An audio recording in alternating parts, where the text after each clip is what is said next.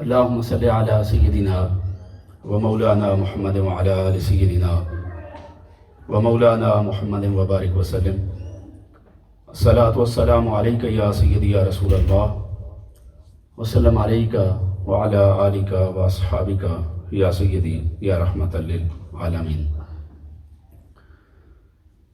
آج کا تھیمہ بہت امپورٹنٹ ہے اور ہم بچوں کی تعلیم، ان کی تربیت اور اس میں والدین کا کردار کیا ہے، بچوں کی تعلیم میں کیا کردار ہے، ان کی تربیت میں کیا کردار ہے، ان کو اسلام کی تعلیمات پر لگانے میں ان کا کیا کردار ہے، پریکٹسنگ مسلم بنانے میں ان کا کیا کردار ہے. تو اس پر انشاءاللہ تھوڑی سی گفتگو آج ہم کریں گے. بچے اللہ رب العزت کی نعمتوں میں سے سب سے بڑی نعمت ہیں اور اس کی طرف سے والدین کے لیے سب سے بڑا تحفہ ہے. حضور نبی اکرم صلی اللہ علیہ وآلہ وسلم نے بچوں کو جنت کا پھول قرار دیا ہے اور اس کی تربیت کی سب سے بڑی ذمہ داری والدین پر عائد فرمائی ہے. والدین کا یہ مذہبی فریضہ ہے، دینی فریضہ ہے، اخلاقی فریضہ ہے، روحانی فریضہ ہے، معاشرتی فریضہ ہے کہ وہ اپنے بچوں کو اچھی تعلیم دیں، اچھی تربیت دیں اور ان کو معاشرے کا ایک ایکٹیو اور فعال ممبر بنائیں. اور والدین ہی اولاد کے لیے سیرت گر ہوتے ہیں. ان کی تعلیم اور تربیت کا سارا مدار والدین پر ہوتا ہے. والدین چاہیں تو اپنی اولاد کو جنتی بنا دیں اور والدین چاہیں تو انہیں جنت سے محروم کر دیں. بچے کو جیسا ماحول دیں گے، جیسی تربیت دیں گے، جتنی ان پر محنت کریں گے، اسی ماحول کے مطابق، ان کی محنت کے مطابق اور تربیت کے مطابق بچہ ڈھل جائے گا. جیسا انسان بنانا چاہیں گے وہ ویسا انسان ہی بن جائے گا. اس کی تربیت میں جہاں والدین کردار ادا کرتے ہیں، اس کے اساتذہ کردار ادا کرتے ہیں، وہاں پر ماحول بھی بہت بنیادی اور کلیدی کردار ادا کرتا ہے. اس لیے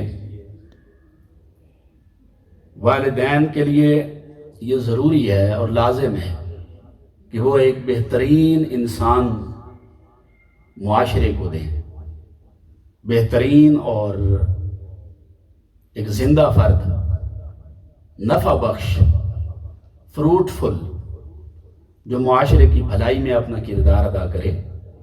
تو یہ والدین کی ذمہ داری ہے کہ وہ یہ کریں. اب والدین یہ کیسے کریں گے؟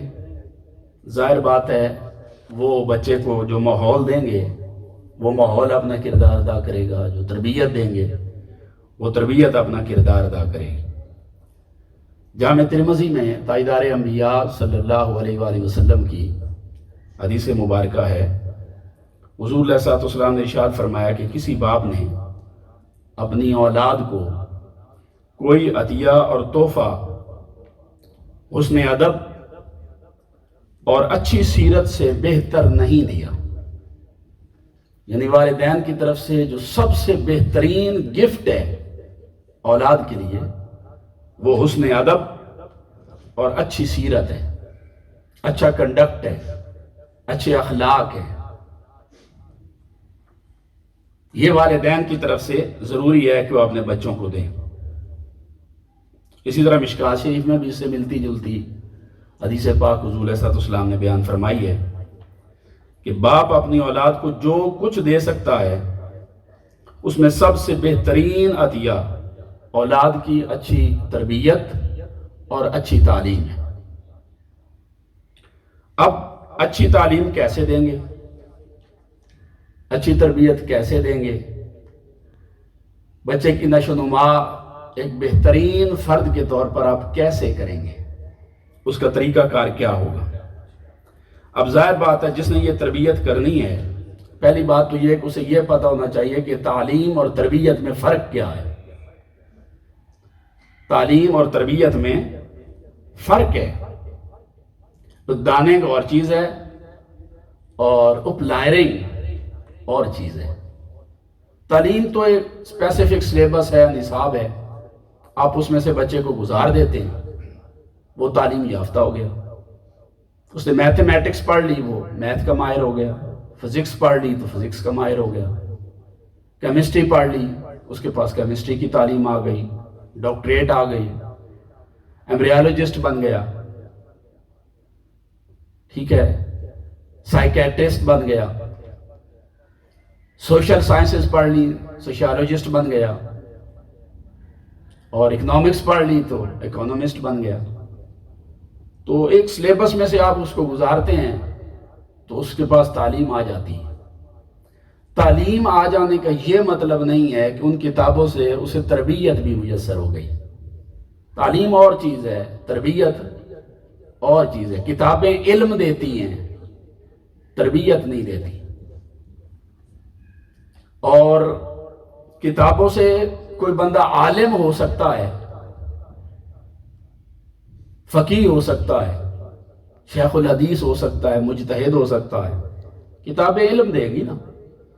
لیکن اگر آپ نے کسی کو اچھا انسان بنانا ہے تو اس کی انسانیت کی بنیاد اس کی کتابوں پر نہیں، اس کی تربیت پر ہے۔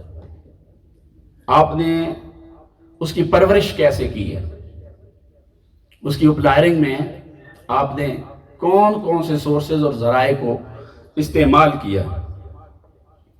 تو تعلیم کتابوں سے ملتی ہے، اور تربیت بچے کو والدین کی سنگت، صحبت، ماحول، معاشرے سے، اساتذہ سے، بڑوں سے، یہ ساری چیزیں مل کر اس کو تربیت دیتی ہیں، اس کو یہاں سے تربیت ملتی ہے۔ تو تربیت کے مطابق ہم افراد کو اپنی پسند کے مطابق ڈھالتے ہیں، جیسا انہیں بنانا چاہتے ہیں ویسا بناتے ہیں۔ اور جب افراد کی تربیت ہو جائے تو افراد مل کر معاشرہ بناتے ہیں۔ تو افراد کی تربیت ہو جائے تو معاشروں کی تربیت ہو جاتی، اور افراد کی تربیت ہی نہ ہو تو معاشرے بھی پھر غیر تربیت یافتہ ہوتے ہیں۔ پھر تربیت کے آگے اسکوپ ہیں، دائرہ کار ہیں۔ آپ نے جس طرح کی کسی کے اندر کوئی خوبی پیدا کرنی ہوتی ہے، آپ اسے اسی طرح کی ہی تربیت سے گزارتے ہیں۔ اس لیے تربیت کے لیے ضروری ہے کہ یہ ایک سوچے سمجھے منصوبے کے مطابق طے پائے۔ آپ نے پہلے سے طے کیا ہوا ہو کہ آپ نے اپنے بچے کو کیا بنانا ہے، پلان ہو، اس پلان کے مطابق پھر آپ اپنے بچے کو لے کر چلیں۔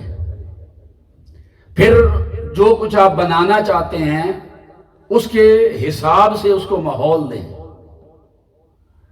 وہ سارے سورسز اس کو پرووائڈ کریں، مہیا کریں، ماحول دیں، تو وہ ماحول پھر گریجولی اس کو فردش کرتا ہے، اور آپ جو بنانا چاہتے ہیں اس کے مطابق وہ بچہ تربیت یافتہ ہو جاتا۔ اس لیے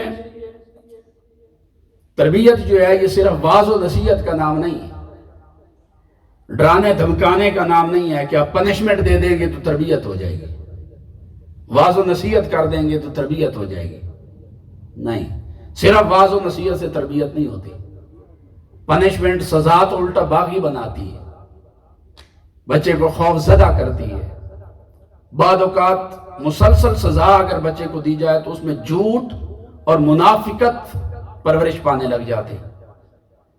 تو تربیت وہ تو ان ساری چیزوں سے بچانا اور اس کو بہترین انسان بنانا، لہٰذا اس کے لیے آپ کو پھر ایک سوچے سمجھے منصوبے کے تحت پہلے چلنا ہوتا ہے۔ لہٰذا یہ جاننا ضروری ہے کہ تربیت کے لیے کون سی چیزیں ضروری ہیں، تربیت کے ذرائع کیا ہیں، سورسز کیا ہیں۔ تو سب سے پہلی چیز جو تربیت کنندہ جو ہیں تربیت کرنے والے، جس میں والدین ہیں سب سے پہلے، اور والدین میں ماں سب سے پہلے، اور پھر باپ ہے، پھر اساتذہ ہیں، پھر پورے گھر کا ماحول ہے، اساتذہ ہیں، اور پھر آخر میں سوسائٹی اور معاشرہ ہے۔ اب جس نے تربیت کرنی ہے اور جس طرح کا آپ نے بچے کو بنانا ہے، اس کے لیے ضروری ہے کہ مربی جو ہے، مربی وہ جس کی تربیت کر رہا ہے اس کو اچھی طرح سے پہچانتا ہو، اس کی طبیعت اور شخصیت کے اندر پازیٹیو کیا ہے، نیگیٹو کیا ہے، اس کے ذہنی سطح کیسی ہے، اس کا حافظہ کیسا ہے، اس کی پسند کیا ہے، ناپسند کیا ہے، کون سی چیزوں سے وہ جلدی غصے میں آتا ہے۔ یعنی آپ کسی شخص کی شخصیت کو، کسی فرد کی شخصیت کو، کسی انسان کی شخصیت کو اور بچے کی شخصیت کو مکمل طور پر جانے بغیر اس کی تربیت نہیں کر سکتے۔ آپ کو پتہ ہی نہیں ہے کہ اس کا مزاج کیسا ہے، اس کی طبیعت کیسی ہے، اس کو کون سی چیز پسند ہے، کون سی ناپسند ہے۔ اگر آپ کو پسند چیز، اس کی پسندیدہ چیزوں کا پتہ ہوگا تو آپ پسندیدہ چیزوں کا اس کو لالچ دے کر، اس کو جو آپ اسے تربیت دے کر کام کروانا چاہتے اس طرف لے جائیں گے۔ جو ناپسند ہیں ان کا خوف دے کر، یہ سوشلی کنٹرول ہوتا ہے نا، یہ نیگیٹو اور پازیٹیو دونوں ہوتے ہیں۔ تو آپ نے جب پازیٹیو کنٹرول کرنا ہے تو وہ تب ہی پاسبل ہے کہ آپ کو پتا ہو کہ اس کی دلچسپی کن چیزوں میں ہے۔ ٹھیک ہے، تو یہ چیزیں بہت زیادہ ضروری ہیں اس شخص کے لیے جس نے بچے کی تربیت کر دی۔ ایک ماں باپ اپنے بچے کے بارے میں اگر ان چیزوں سے واقف ہی نہیں تو اس کی کیسے تربیت کریں گے؟ لہذا پہلی پوائنٹ یہ ہے کہ جو تربیت جس نے کرنی ہے وہ اچھی طرح سے بچے کی خصوصیات، اس کی جسمانی اور نفسیاتی جو اس کے رموز ہیں ان سے واقف ہو۔ دوسری چیز جو ہے کہ جس نے تربیت کرنی ہے اس کی نگاہ میں تربیت کا کوئی ہدف ہونا چاہیے کہ آپ نے کس چیز کی تربیت کرنی ہے، آپ نے اسے کیسا انسان بنانا ہے، یا آپ نے اسے کیا بنانا ہے۔ آپ کا الٹیمیٹ کوئی گول ہو، کوئی ہدف ہو، کوئی ٹارگٹ ہو، کوئی مول ہونا چاہیے جس کو آپ نے حاصل کرنا ہے، اچیو کرنا ہے۔ تو اگر آپ نے اپنے بچے کے بارے میں، آپ تربیت تو کرنا چاہتے ہیں لیکن آپ نے اس کی زندگی کے لیے خود سے کوئی گول سیٹ نہیں کیا ابھی، تو آپ اس کی تربیت اس کے مطابق کیسے کریں گے؟ بھئی آپ کو منزل کا پتہ ہی نہیں ہے کہ جانا کہاں ہے تو سفر کیسے طے ہوگا؟ کوئی ڈیسٹینیشن ہونی چاہیے، کوئی منزل ہونی چاہیے جس تک آپ اپنے بچے کو پہنچانا چاہتے ہیں۔ پھر اس منزل تک پہنچانے کے لیے ضروری ہے کہ آپ کسی راستے کو بھی متعین کریں اس کے لیے، اور پھر یہ بھی نہیں اس کو راستہ بتا دیں کہ بیٹے آپ نے یہ بننا ہے، آپ نے ڈاکٹر بننا ہے، تو صرف راستہ بتانے سے وہ ڈاکٹر نہیں بنے گا۔ آپ نے اسے جو ڈیسٹینیشن بتائی، جو مول بتایا، جو گول بتایا ہے، جس منزل تک آپ نے اسے پہنچانا ہے، تو صرف راستہ بتا دیں گے تو یہ تربیت نہیں ہے۔ تربیت یہ ہے کہ آپ انگلی پکڑ کر اس کے ساتھ بھی چلیں، اس راستے کی اونچ نیچ میں اس کو بچائیں بھی صحیح، پروٹیکٹ بھی کریں، تحفظ بھی کریں اس کا۔ وہ پریشان اگر ہو جائے اس کو تسلی بھی آپ دیں،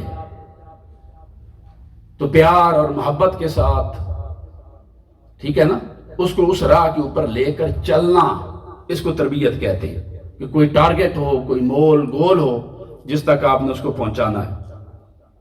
اور جس نے تربیت کرنی اس کے پاس پھر اس کا پورا پروگرام ہونا چاہیے کہ کیسی تربیت کرنی ہے، کیسے کیسے حالات سے گزرنا ہوگا، کیا شرائط ہوں گی، ان ساری چیزوں کا پتہ ہو۔ لہذا اچھی طرح غور و خوض کیے بغیر آپ بچے کی اچھی تربیت نہیں کر سکتے۔ تو تربیت کے لیے اب آپ نے بچے کی تربیت کرنی ہے تو اس کی زندگی کا بہترین زمانہ اور دور کون سا ہے جب آپ اس کی تربیت کر سکتے ہیں؟ تو بچے کی تربیت کا سب سے بہترین زمانہ اس کا بچپن ہے۔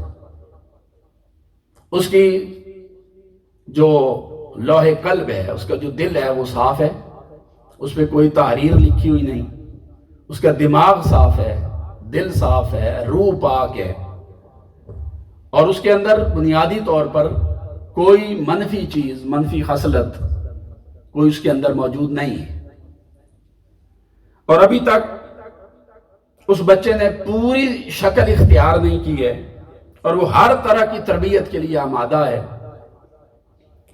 اس لیے یہ حساس ذمہ داری سب سے پہلے، چونکہ بچپن میں ہی اس کا آغاز ہوتا ہے، یہ ذمہ داری سب سے پہلے والدین پر عائد ہوتی ہے۔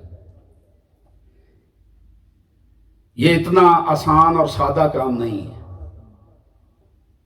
آپ نے وہ جو چھوٹا سا بھی آپ کو نظر آ رہا ہے وہ پورا انسان ہے۔ اب آپ نے اس کو جب تربیت دینی ہے تو اب آپ کو اس کی لائف میں دنیا میں آنے سے پہلے اس کی تربیت کا جو عمل ہے یہ شروع ہو جاتا ہے، ماں کے لیے بطور خاص۔ بچہ دنیا میں نہیں آتا تو بچے کی ماں کی جو خصوصیات ہیں وہ جنیٹیکلی اس بچے میں منتقل ہوتی۔ بچہ ماں کے پیٹ میں آیا، اس وقت سے بچے کی تربیت کی ذمہ داری ماں پر شروع ہو جاتی۔ وہ جنیٹیکلی جو کچھ کر رہی ہے ان دنوں میں، وہ اس کی پسند ناپسند کیا ہے جب بچہ پیٹ میں ہے، وہ پسند ناپسند بچے پر اثر انداز ہوتی۔ آج جنیٹک سائنس یہ چیز ثابت کر چکی کہ جب جنین ڈیولپ ہوتا ہے ماں کے پیٹ میں، ایمبریو کی ڈیولپمنٹ ہوتی ہے، تو ماں کی پسند ناپسند اس بچے کے دماغ پر اثر انداز ہوتی۔ بالکل اسی طرح جس طرح ماں جو ظاہراً خوراک کھا رہی ہے وہ اس بچے کے جسم کا حصہ بنتی ہے۔ بچے میں آئرن کی کمی ہو تو ماں کو آئرن کھلایا جاتا ہے، ماں کی خوراک بچے کو لگتی ہے۔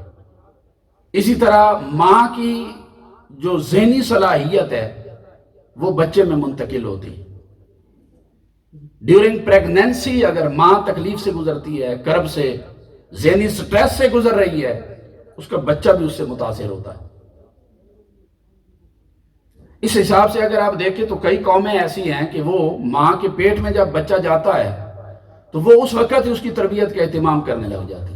یہود کے بارے میں ہے بطور خاص کہ ان کے جب عورت دیکھتی ہے کہ پریگنینسی ہوگی تو وہ یہ سوچتی ہے کہ میں نے ایک بہترین یہودی معاشرے اور سوسائٹی کو دینا ہے، میں نے لیڈر دینا ہے قوم کو، اور وہ میتھمیٹکس کی طرف بہت زیادہ زور دیتے ہیں۔ لہٰذا اس کی والدہ اس دوران جب بچہ پیٹ میں ہے زیادہ تر وہ میتھمیٹیکل جو سلوشنز ہیں ان کی طرف جاتی، ان کو سالو کرتی ہے۔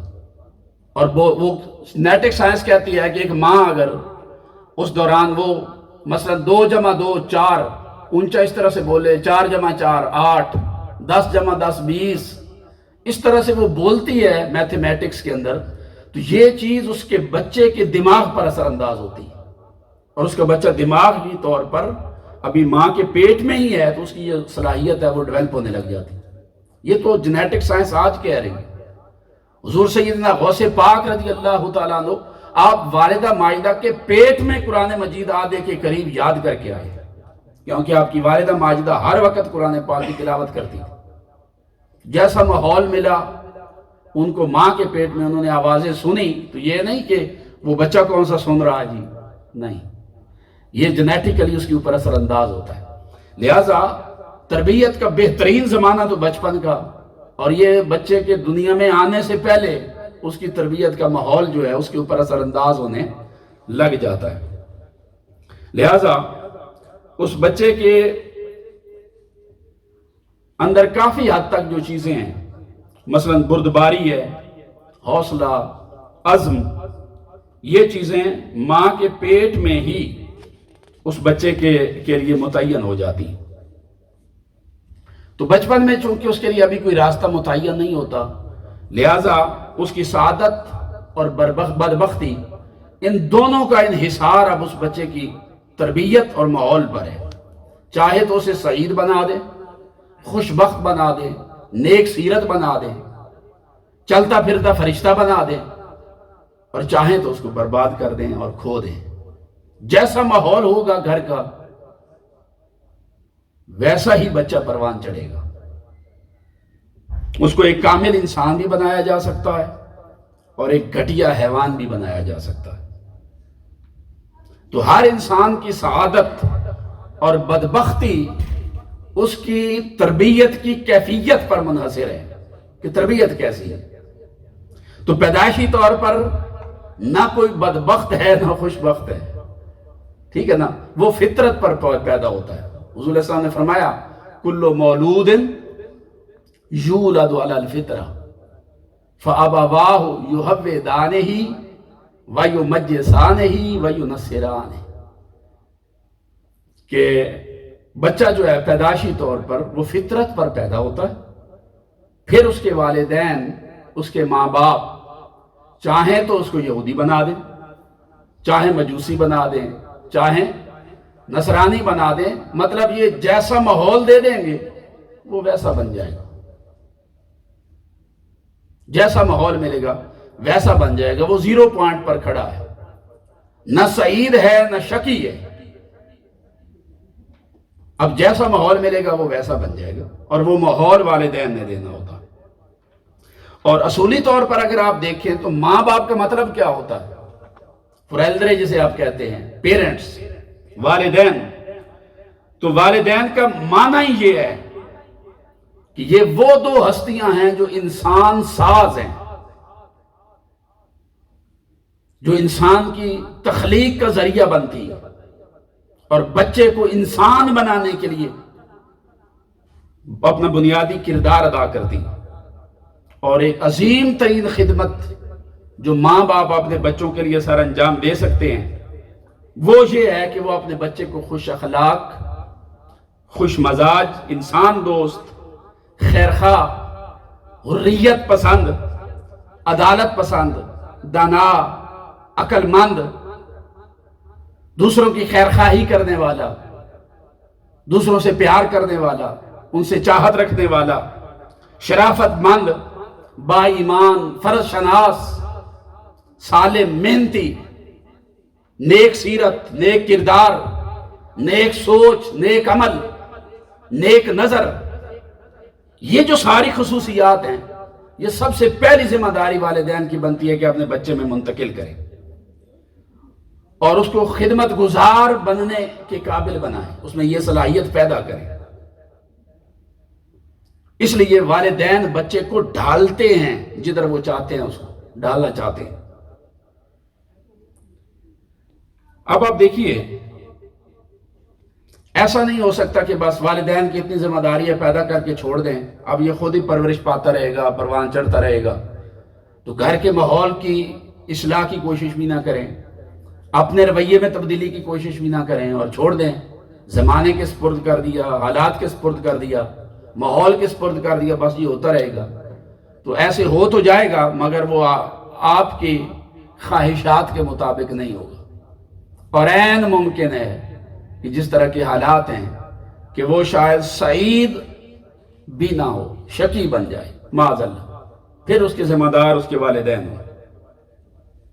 اس لیے بچے کی تربیت میں والدین کی غفلت جو ہے وہ ایک انسان کو برباد نہیں کرتی، وہ پورے کے پورے معاشرے کو برباد کرتی ہے، کہ کل کلاں اسی بچے نے ایک معاشرے کا فرد بننا۔ یہی وجہ ہے حضرت ایوب بن موسیٰ اپنے والد سے اور وہ اپنے دادا سے روایت کرتے ہیں۔ آقا علیہ السلام نے ارشاد فرمایا ما نحل والد والدہ نحلا افضل من ادب حسن، میں نے پہلے بھی یہ حدیث بیان کی کہ ماں باپ اپنی اولاد کو جو بہترین چیز دے سکتے ہیں نا وہ اچھا ادب اور نیک تربیت ہے، اس سے بہتر ان کی اولاد کے لیے اور کوئی گفٹ اور کوئی تحفہ نہیں ہے۔ یہ ذمہ داری والدین میں سب سے پہلے ماں پر ہے کہ ماں کے پیٹ میں ہی ماں کی پسند ناپسند بچے پر اثر انداز ہونے لگ جاتی، اور بچہ پیدا ہو جائے تو سب سے پہلے ماں کے پیٹ میں آتا ہے، اس کی گود میں آتا ہے، اور اس کی زندگی کا جو بالکل ابتدائی دور ہے کم از کم سال 1.5 سال وہ اس کا ماں کے سینے کے ساتھ ہی گزرتا ہے، ماں کی گود میں گزرتا ہے، ماں کی آغوش میں گزرتا ہے، تو اس کی آغوش تربیت جیسی ہوگی اس 1 سال کے اندر وہ بھی اس بچے کے اوپر اثر انداز ہوگی۔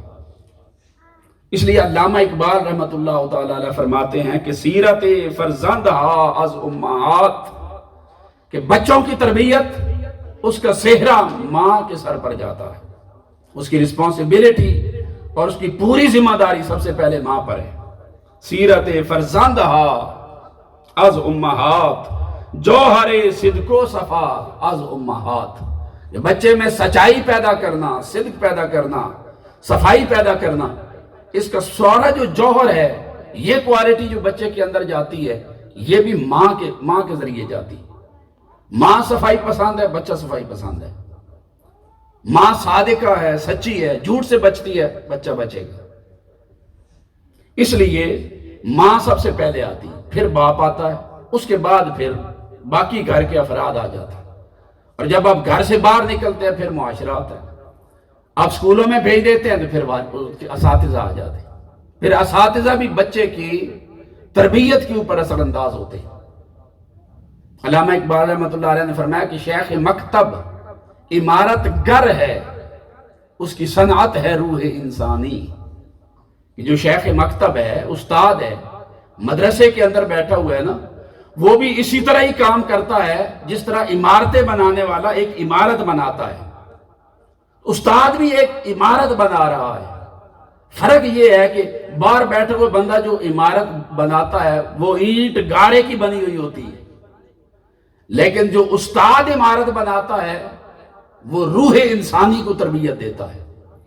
ماں باپ اس بچے کو اوپر سے نیچے لے کر آئے، استاد اچھا مل جائے تو وہ نیچے سے پھر بچے کو اوپر لے جاتا ہے، اخلاقی طور پر، روحانی طور پر اس بچے کے لیے معاون ثابت ہوتا ہے، اس کی مدد کرتا ہے، اس کو تربیت دیتا ہے۔ اب آپ دیکھیے کہ بچے کی جن لوگوں نے تربیت کرنی ہے ان کا آپس میں تعاون بھی ضروری ہے۔ یہ نہیں کہ گھر میں ماں کچھ اور سوچ رہی ہے، باپ کچھ اور سوچ رہا ہے، دادا ابو کچھ اور سوچ رہے ہیں، دادی اماں کچھ اور سوچ رہی ہیں۔ ایک ڈاکٹر بنانا چاہتا ہے، دوسرا کہتا ہے انجینئر ہونا چاہیے، تیسرا کہتا ہے عالم ہونا چاہیے، چوتھا کوئی اور چیز خواب دیکھ کے بیٹھا ہے۔ ایک بچے کو ادھر کھینچ رہا ہے، دوسرا ادھر کھینچ رہا ہے، تیسرے کا پلان کچھ اور ہے۔ تو بچہ جو ہے ایسی سچویشن میں پریشان ہو جائے گا۔ تو یونیفیکیشن ہونی چاہیے، وحدت ہونی چاہیے بچے کی تربیت کے پروگرام کے اندر۔ گھر کے سارے افراد جو ہیں اس کو جو بنانا چاہتے ہیں ویسا اس کے ساتھ ڈیل کریں، ٹھیک ہے نا؟ جیسا آپ اسے بنانا چاہتے ہیں ویسا اس کے ساتھ ڈیل کریں۔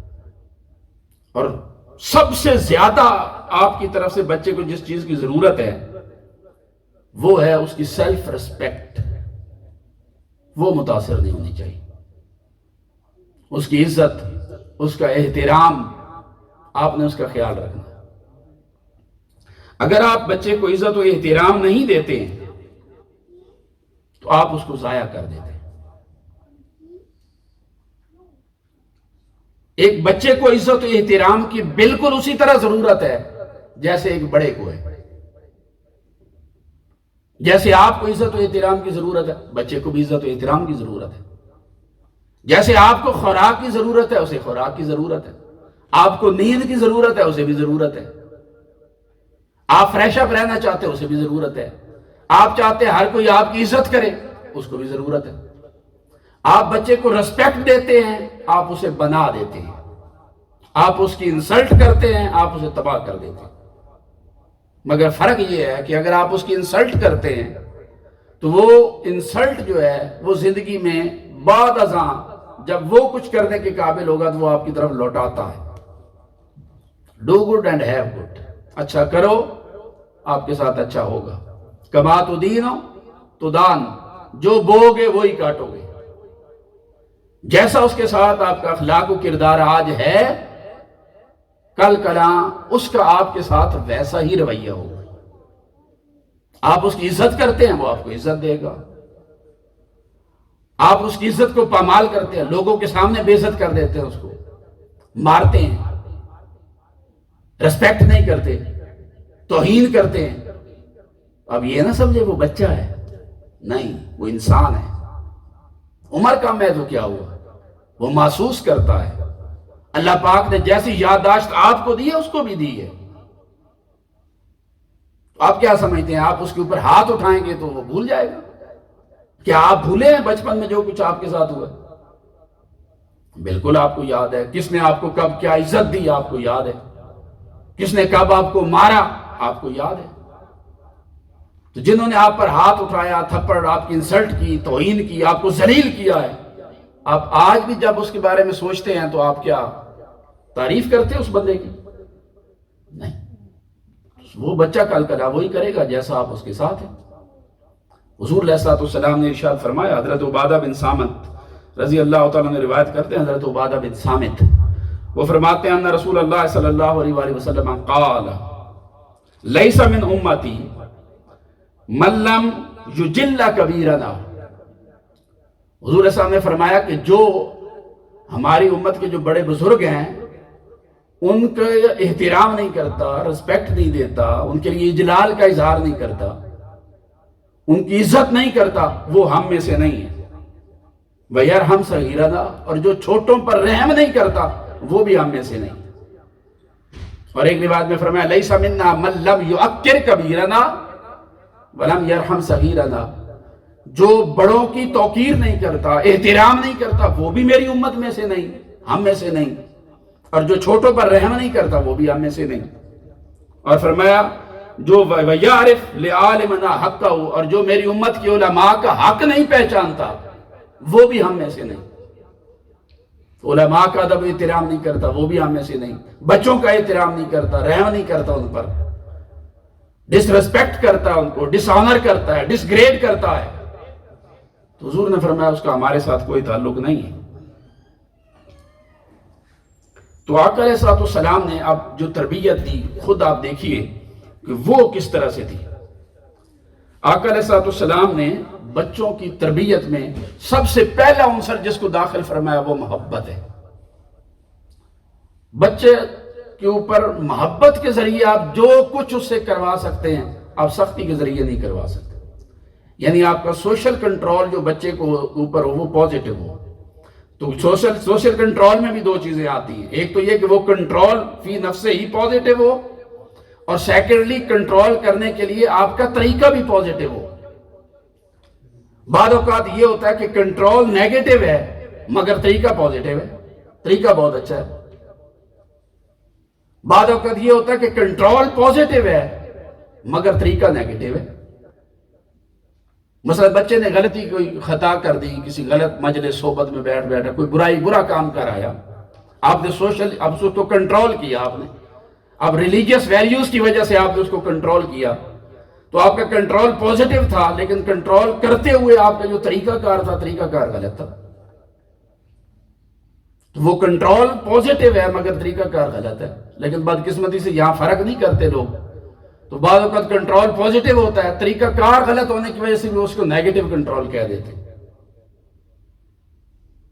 بچہ کوئی برائی کر کے آیا، ایسا کوئی بڑا گناہ کر رہا ہے جسے اللہ رسول نے منع کیا تھا، اب آپ نے اس کو روکا، آپ نے سوشلی کنٹرول کیا، لیکن کنٹرول کرنے کا آپ کا انداز جو ہے وہ درست نہیں تھا۔ آپ گالم گلوچ شروع ہو گئے، تھپڑ مارے، اس کو ذلیل کرنا شروع کر دیا، گالیاں دی، تو کنٹرول فی نفس ہی پازیٹیو تھا، آپ کا طریقہ کار غلط تھا۔ تو غلط طریقہ کار ہونے کی وجہ سے وہ پازیٹیو کنٹرول جو تھا وہ پازیٹیو نہ رہا۔ اب آپ دیکھیے طریقہ کار کیا اہمیت رکھتا ہے۔ تاجدار انبیاء صلی اللہ علیہ وآلہ وسلم کی بارگاہ میں صحابی آیا، نوجوان تھا، کہنے لگا یا رسول اللہ صلی اللہ علیہ وسلم، آپ کے کہنے پر میں ساری چیزیں چھوڑ سکتا ہوں، پر میرے اندر ایک بری عادت ہے وہ میں نہیں چھوڑ سکتا، نماز بھی پڑھوں گا، باقی کام بھی کروں گا، پر مجھے زنا کرنے کی عادت ہے۔ جو دور جاہلیت تھا نا، تو حضور کی بارگاہ میں آیا، کہتا جی مجھے اس کی اجازت دے دے۔ اب دیکھیے ایک بری چیز کی اجازت مانگ رہا ہے، اور پیغمبر خدا صلی اللہ علیہ وسلم کی بارگاہ میں بیٹھا، صحابہ کرام بیٹھے ہوئے ہیں، کوئی ڈھکی چھپی بات بھی نہیں، یا رسول اللہ مجھے زنا کی اجازت دے دیں۔ اب سوشل کنٹرول دیکھیے کیا ہوتا ہے۔ تاجدار انبیاء صلی اللہ علیہ وسلم نے اس کو یوں نہیں کہا اٹھ نکل جا، بھاگ جا۔ صحابہ کرام حیران ہوئے، یہ کیا بات کر رہا ہے؟ آقا علیہ السلام نے فرمایا بیٹے ادھر آؤ، ادھر میرے پاس بیٹھ جاؤ۔ بیٹا کہہ کے پکارا، پاس بٹھا لیا، اور پاس بٹھا کر پوچھنے لگے میرے بیٹے بتاؤ زنا کا ارادہ کس سے کرنا، کس سے ہے؟ کیا اپنی ماں سے کرنا چاہتے ہو؟ کہتا نہیں یا رسول اللہ۔ اچھا بیٹے، ماں سے نہیں تو پھر کیا اپنی بہن سے ارادہ ہے؟ استغفر اللہ یا رسول اللہ، وہ بھی ارادہ نہیں۔ اچھا اپنی پھوپھو سے ارادہ ہے؟ وہ بھی نہیں۔ حضور ایک ایک رشتہ گنواتے گئے۔ اچھا خالہ سے ارادہ ہے؟ نہیں حضور وہ بھی نہیں۔ اچھا بھتیجی سے ارادہ ہے؟ نہیں آقا وہ بھی نہیں۔ بھانجی سے ارادہ ہے؟ نہیں یا رسول اللہ وہ بھی نہیں۔ اپنی ساس سے ارادہ ہے؟ نہیں یا رسول اللہ وہ بھی نہیں۔ جب سارے رشتے گنوا دیے نا، حضور نے فرمایا بیٹے جس کے ساتھ بھی کرو گے، یا تو وہ کسی کی ماں ہوگی، یا کسی کی بہن ہوگی، یا کسی کی بیٹی ہوگی، یا کسی کی ساس ہوگی، یا خالہ ہوگی۔ تو بس صرف اتنی بات کی، وہ چیخ مار کے رو پڑا حضور کی بارگاہ۔ صحابہ کرام کہتے ہیں بعد ازاں ہم نے دیکھا کہ مدینہ میں چلتے ہوئے وہ اپنا سر بھی اٹھا کر نہیں چلتا تھا۔ تو کنٹرول دیکھیے، یہ طریقہ کار ہے تربیت کا۔ صحابی آئے حضور علیہ السلام کی بارگاہ میں، آ کر کہنے لگے یا رسول اللہ انی ارید الحج، میں حج پہ جانا چاہتا ہوں۔ نوجوان تھا، نوجوان کہتا حج پہ جانا چاہتا ہوں۔ حضور علیہ السلام نے جب اس کی بات سنی نا، فمشى معه رسول اللہ صلی اللہ علیہ وسلم، حضور اٹھے اور اس کے ساتھ چلنا شروع کر دی۔ اچھا بیٹے حج پہ جا رہے ہو؟ جی یا رسول اللہ۔ حضور نے فرمایا میرے بیٹے، اس کے ساتھ چلتے ہوئے فرمایا یا غلام زودک اللہ التقوی ووجہک فی الخیر، اللہ پاک تیرے تقوی میں اضافہ کرے اور تجھے خیر کی راہ کی طرف ہی ہمیشہ متوجہ رکھے، خیر کی راہ پر چلائے رکھے، اور تیرے جتنے بھی ہم ہیں، پریشانیاں ہیں، اللہ رب العزت ان ساری پریشانیوں میں خود تیرے لیے کافی ہو جائے، کفیل بن جائے۔ اس کے لیے دعا بھی فرمائی ساتھ۔ اب دیکھیے یہ عظمت ہے حضور کی، ساتھ چل پڑے۔ یہ نہیں دیکھا بچہ ہے ابھی چھوٹا ہے، ساتھ چل پڑے، اس کو عزت دی، رسپیکٹ دی، دعا دی، اور دعا دے کر ساتھ اس کو رخصت کر دیا۔ وہ حج سے جب واپس آیا تو سیدھا حضور کی بارگاہ میں آیا۔ فلما راجع الغلام علی النبی صلی اللہ علیہ وسلم قال یا غلام، واپس آیا تو حضور کے پاس آیا۔ حضور علیہ السلام نے اس سے پوچھا یا غلام کہ قبل اللہ حجک وغفر ذنبک واخلف نفقتک، اللہ رب العزت نے تیرا حج قبول فرما لیا ہے، تیرے گناہوں کی مغفرت فرما دی۔ الٹا اس کو دعا دی۔ بس اتنے دو جملے اس کے ساتھ چلے، بولے، اس کا نتیجہ یہ نکلا کہ اس جوان کو جب بھی موقع ملتا وہ حضور کی بارگاہ میں آ کے بیٹھنے لگے، حضور کی بارگاہ میں بیٹھنے۔ اور تاجدار انبیاء صلی اللہ علیہ وسلم نے ارشاد فرمایا، یہ والدین کی رسپانسبلٹی کی، جب آپ نے تربیت دینی ہے تو اب تربیت کس چیز کی دیں؟ دا بیسٹ جو سلیبس ہے ہمارے لیے وہ کیا ہے تربیت کا، وہ بھی حضور نے خود دیا۔ آقا علیہ السلام نے ارشاد فرمایا ادبوا اولادکم علی ثلاث خصال، کہ اپنی اولاد کو 3 خصلتیں ضرور سکھائیں۔ حب نبیکم، سب سے پہلی چیز اسے اپنے نبی کی محبت سکھائیں۔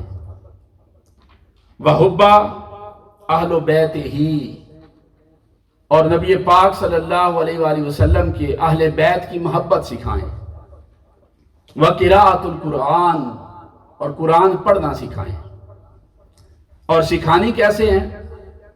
قراءت قرآن، اللہ کی محبت اور رسول کی محبت، ان تینوں چیزوں کو آپ نے اس بچے کی خصلت بنانا ہے، اس کی عادت بنانا ہے۔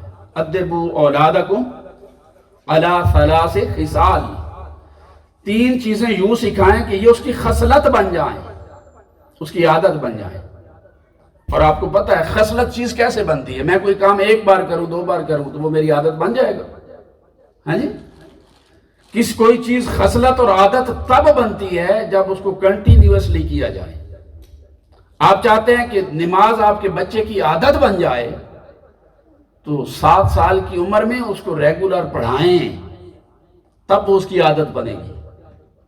آپ چاہتے ہیں کہ جھوٹ آپ کے بچے کی زندگی سے ختم ہو جائے تو مسلسل سچ کی راہ پر چلنا اس کا معمول بنائیں۔ وہ جھوٹ بولے تو اس سے ذرا ناراض ہوں، کچھ بھی ہو جائے سچ کی ہمیشہ اس بچے میں تعریف کریں، سچ کا ماحول دیں۔ اور وہ تب ہے اتنا اس کو آپ اپنے ساتھ اعتماد دیں کہ جو بھی بات ہو وہ آپ کے سامنے کبھی جھوٹ نہ بولے، سچ بات کر دے، تب وہ بچہ جو ہے وہ آپ کے طریق پر آپ کے ساتھ چل پڑے گا۔ حضرت لقمان رضی اللہ تعالیٰ عنہ، انہوں نے حضرت لقمان، قرآن مجید میں ان کا تذکرہ آیا، حضرت لقمان علیہ السلام، حضرت لقمان علیہ السلام نے اپنے بیٹے کو جو نصیحتیں کی ہیں، اللہ رب العزت نے قرآن مجید میں سورہ لقمان میں ان کو بیان کیا۔ وَإِذْ قَالَ لُقْمَانُ لِابْنِهِ، جب لقمان علیہ السلام نے بیٹے کو کہا، وَهُوَ يَعِظُهُ، اور وہ اپنے بچے کو واعظ کر رہے تھے، نصیحت کر رہے تھے اور ڈرا رہے تھے، وہ کہہ رہے تھے یا بنیا لا تشرک باللہ، اے بیٹے کبھی اللہ کے ساتھ شرک نہ کرنا، ان الشرک لظلم عظیم، کیونکہ شرک بہت بڑا ظلم ہے۔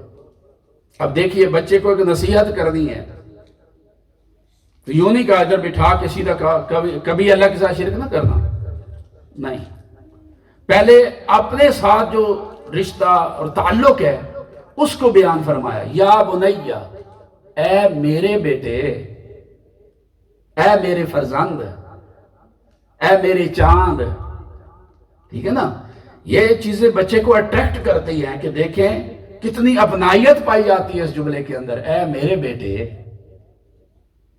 یہ اپنائیت پیدا ہو جائے تو پھر آپ کی تبلیغ، آپ کا آواز، آپ کی نصیحت اس پر اثر کرے گی۔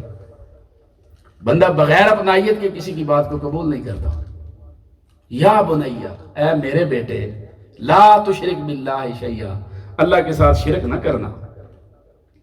پھر فرمایا وَوَصَّيْنَا الْإِنسَانَ بِوَالِدَيْهِ، اور ہم نے انسان کو اس کے والدین کے بارے میں وصیت کی ہے، ان کے ساتھ اب احترام رکھنا۔ اب یہ نصیحت کر رہے ہیں اپنے بیٹے کو، اور کیا فرما رہے ہیں کہ حَمَلَتْهُ أُمُّهُ وَهْنًا عَلَى وَهْنٍ، کہ اس کی ماں نے تکلیف در تکلیف سہ کر اس کو اپنے پیٹ میں اٹھایا ہے، لہٰذا ان کے ساتھ ہمیشہ خیر کرنا۔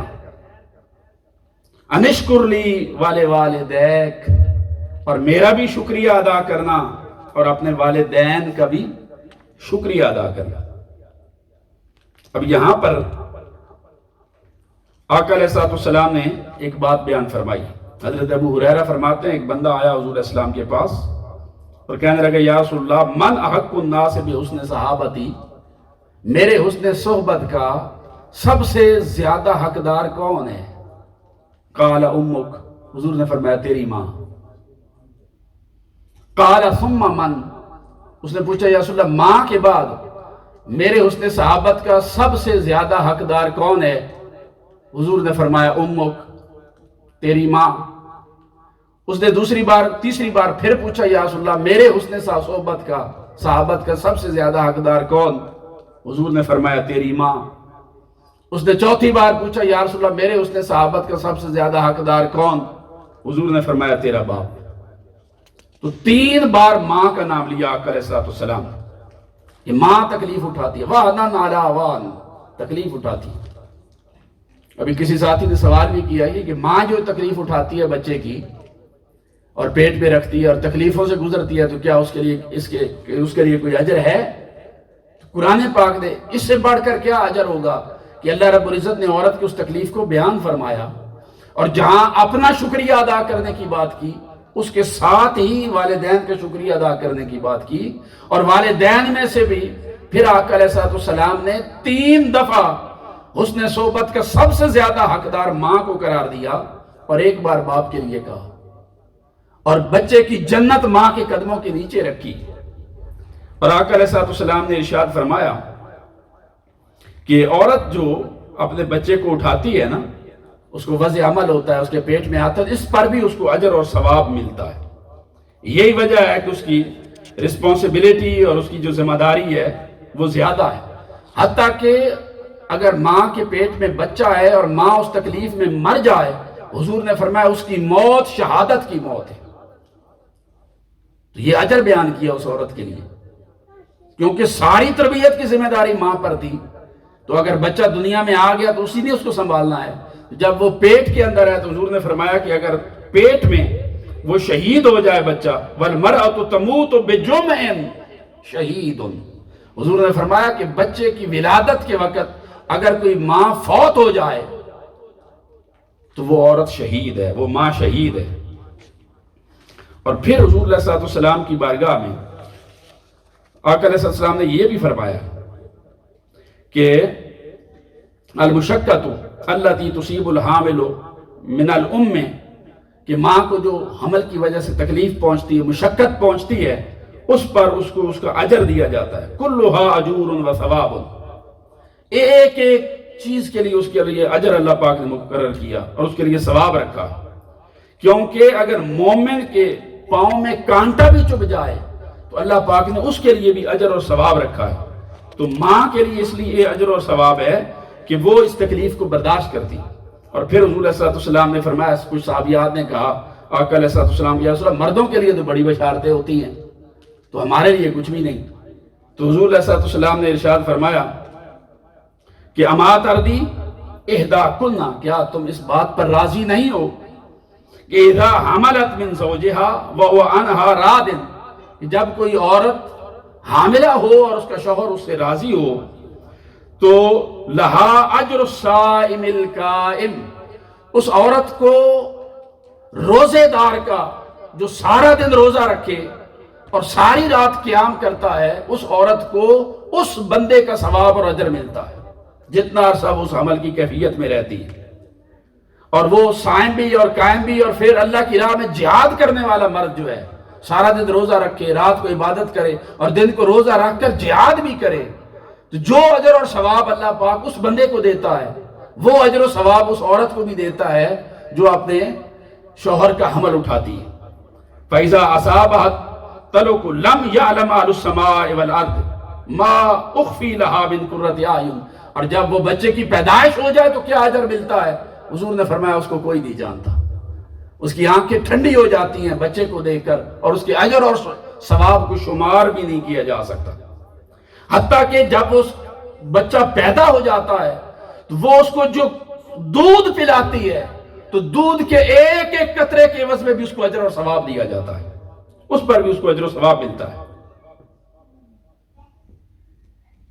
من لبنہا جرعۃ، تو ایک ایک بچے کے ساتھ وہ جو نیکی کرتی ہے اس پر بھی اس کو اجر اور ثواب ملتا ہے. اور ملائکہ جب وہ بچہ کو دودھ چھوڑا دیتی ہے تو ملائکہ جاتے اس کو تھپکی دے کے کہتے ہیں کہ تو نے اپنی ذمہ داری کو خوب نبھایا ہے. تو اجر اور ثواب اللہ پاک نے جب ماں کے لیے اتنا زیادہ رکھا ہے تو اس کے لیے جو رسپانسبلٹی اور ذمہ داری ہے وہ بھی پھر اسی قدر بڑی رکھی اور زیادہ رکھی. اس لیے یہاں پر فرمایا حضرت لقمان علیہ السلام نے کہ اللہ کا شکر ادا کر، اور ساتھ فرمایا اپنے والدین کا بھی شکر ادا کر. اور تیسرا فرمایا آپ نے کہ وَإِن جَاهَدَاكَ عَلَىٰ أَن تُشْرِكَ بِي مَا لَيْسَ لَكَ بِهِ عِلْمٌ فَلَا تُطِعْهُمَا، ان کی ہر بات مان، خدمت گزار بن جا والدین کا، لیکن اگر وہ تجھے مجبور کریں کہ تو اللہ کے ساتھ شرک کر، تجھے کفر کی طرف کھینچے، تو یہ بات ان کی نہ ماننا. اگر وہ غیر مسلم ہیں اور تم مسلمان ہو تو اس کا مطلب یہ نہیں کہ تمہارے اوپر سے ان کی ذمہ داریاں ساقط ہو گئی، ختم ہو گئی، نہیں. ان کی خدمت کرو، ان کے شکر گزار رہو، ان کے حقوق ادا کرو. اگر وہ تمہیں کفر کی طرف بلائیں تو پھر ان کی یہ بات تسلیم نہ کرو، یہ نہ مانو. اور پھر یہ اس لیے فرمایا کہ لا طاعۃ لأحد فی معصیۃ اللہ، کہ گناہ میں اللہ رب العزت کو چھوڑ کر پھر کسی کی اطاعت کرنے کی اجازت نہیں ہے. یہ انہوں نے آگے کافی کرتے کرتے آگے جا کے فرماتے ہیں یا بنی اقم الصلاۃ، اے میرے بیٹے اپنی نماز قائم رکھنا. حضرت لقمان علیہ السلام، اے میرے بیٹے اپنی نماز قائم رکھنا. وَأْمُرْ بِالْمَعْرُوفِ، اچھائی کا حکم دیتے رہنا. وَانْهَ عَنِ الْمُنْکَرِ، برائی سے منکرات سے لوگوں کو منع کرنا. وَاصْبِرْ عَلَىٰ مَا أَصَابَكَ، اگر کوئی مصیبت آ جائے تو اس پر صبر کرنا. ایک پیغمبر سکھا رہا. ہم اپنے بچوں کو صبر کتنا سکھاتے ہیں، ہم اپنے بچے کو نیکی کی دعوت دینے کی ترغیب کتنی دیتے ہیں. برائی سے بچنے کی پھر بھی ترغیب دیتے ہیں، نیکی کی دعوت دینے کی ترغیب کتنی دیتے ہیں؟ زیرو ہے۔ ہمارے معاشرے میں بہت کم ہے۔ نماز کا حکم دیتے ہیں، ڈکٹیٹ کرتے ہیں، اور بہترین تبلیغ وہ ہوتی ہے جو زبان کی بجائے عمل سے کی جائے۔ خود پڑھیں، وہ ساتھ کھڑے ہو جائیں گے۔ آپ خود نہ پڑھیں اور یہ کہیں کہ وہ پڑھتے رہیں آپ کے کہنے پر، تو ایسا نہیں ہوگا۔ اور پھر فرمایا وَلَا تُصَعِّرْ خَدَّكَ لِلنَّاسِ، فرمایا کہ لوگوں کے سامنے اپنے گال نہ پھیلا۔ یعنی جب تم لوگوں کے ساتھ ہم کلام ہو رہے ہو تو اپنے سے کم مرتبہ گھٹیا ان کو تسلیم نہ کرو۔ یہ حافظ ابن کثیر نے اس کی تفسیر میں لکھا ہے، وَلَا تُعْرِضْ بِوَجْهِكَ عَنِ النَّاسِ اِذَا کلمتہم، جب ان سے کلام کر ان سے اعراض نہ کر، چہرہ مت پھیر، تکبر نہ کر، ان کی بات کو پورا سن۔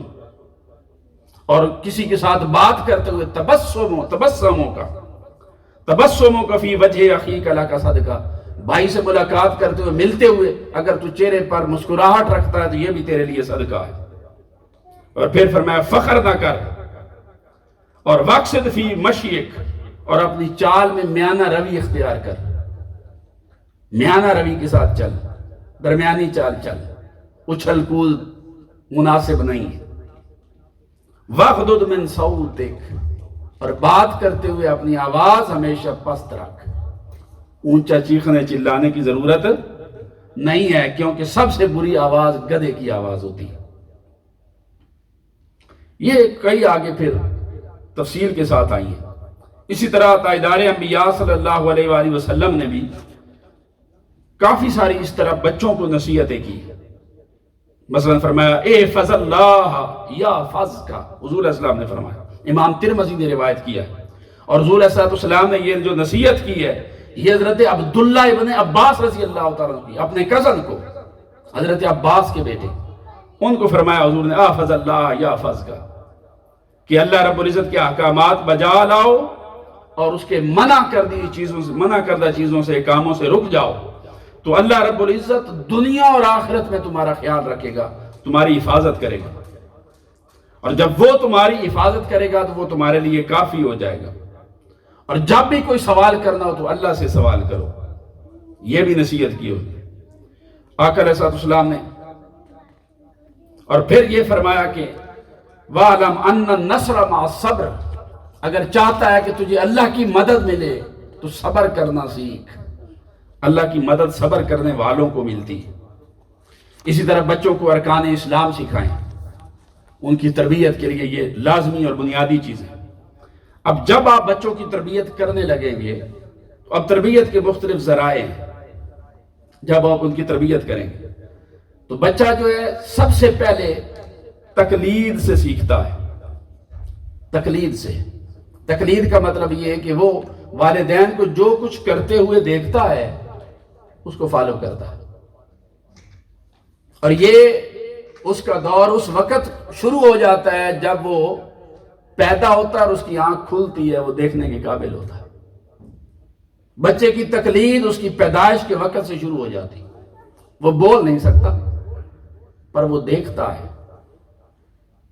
وہ آپ کو جواب نہیں دیکھ سکتا لیکن وہ سن رہا ہے، آپ جو بول رہے ہیں آپ کے الفاظ سنتا ہے، آپ جو کر رہے ہیں آپ کا عمل دیکھتا ہے۔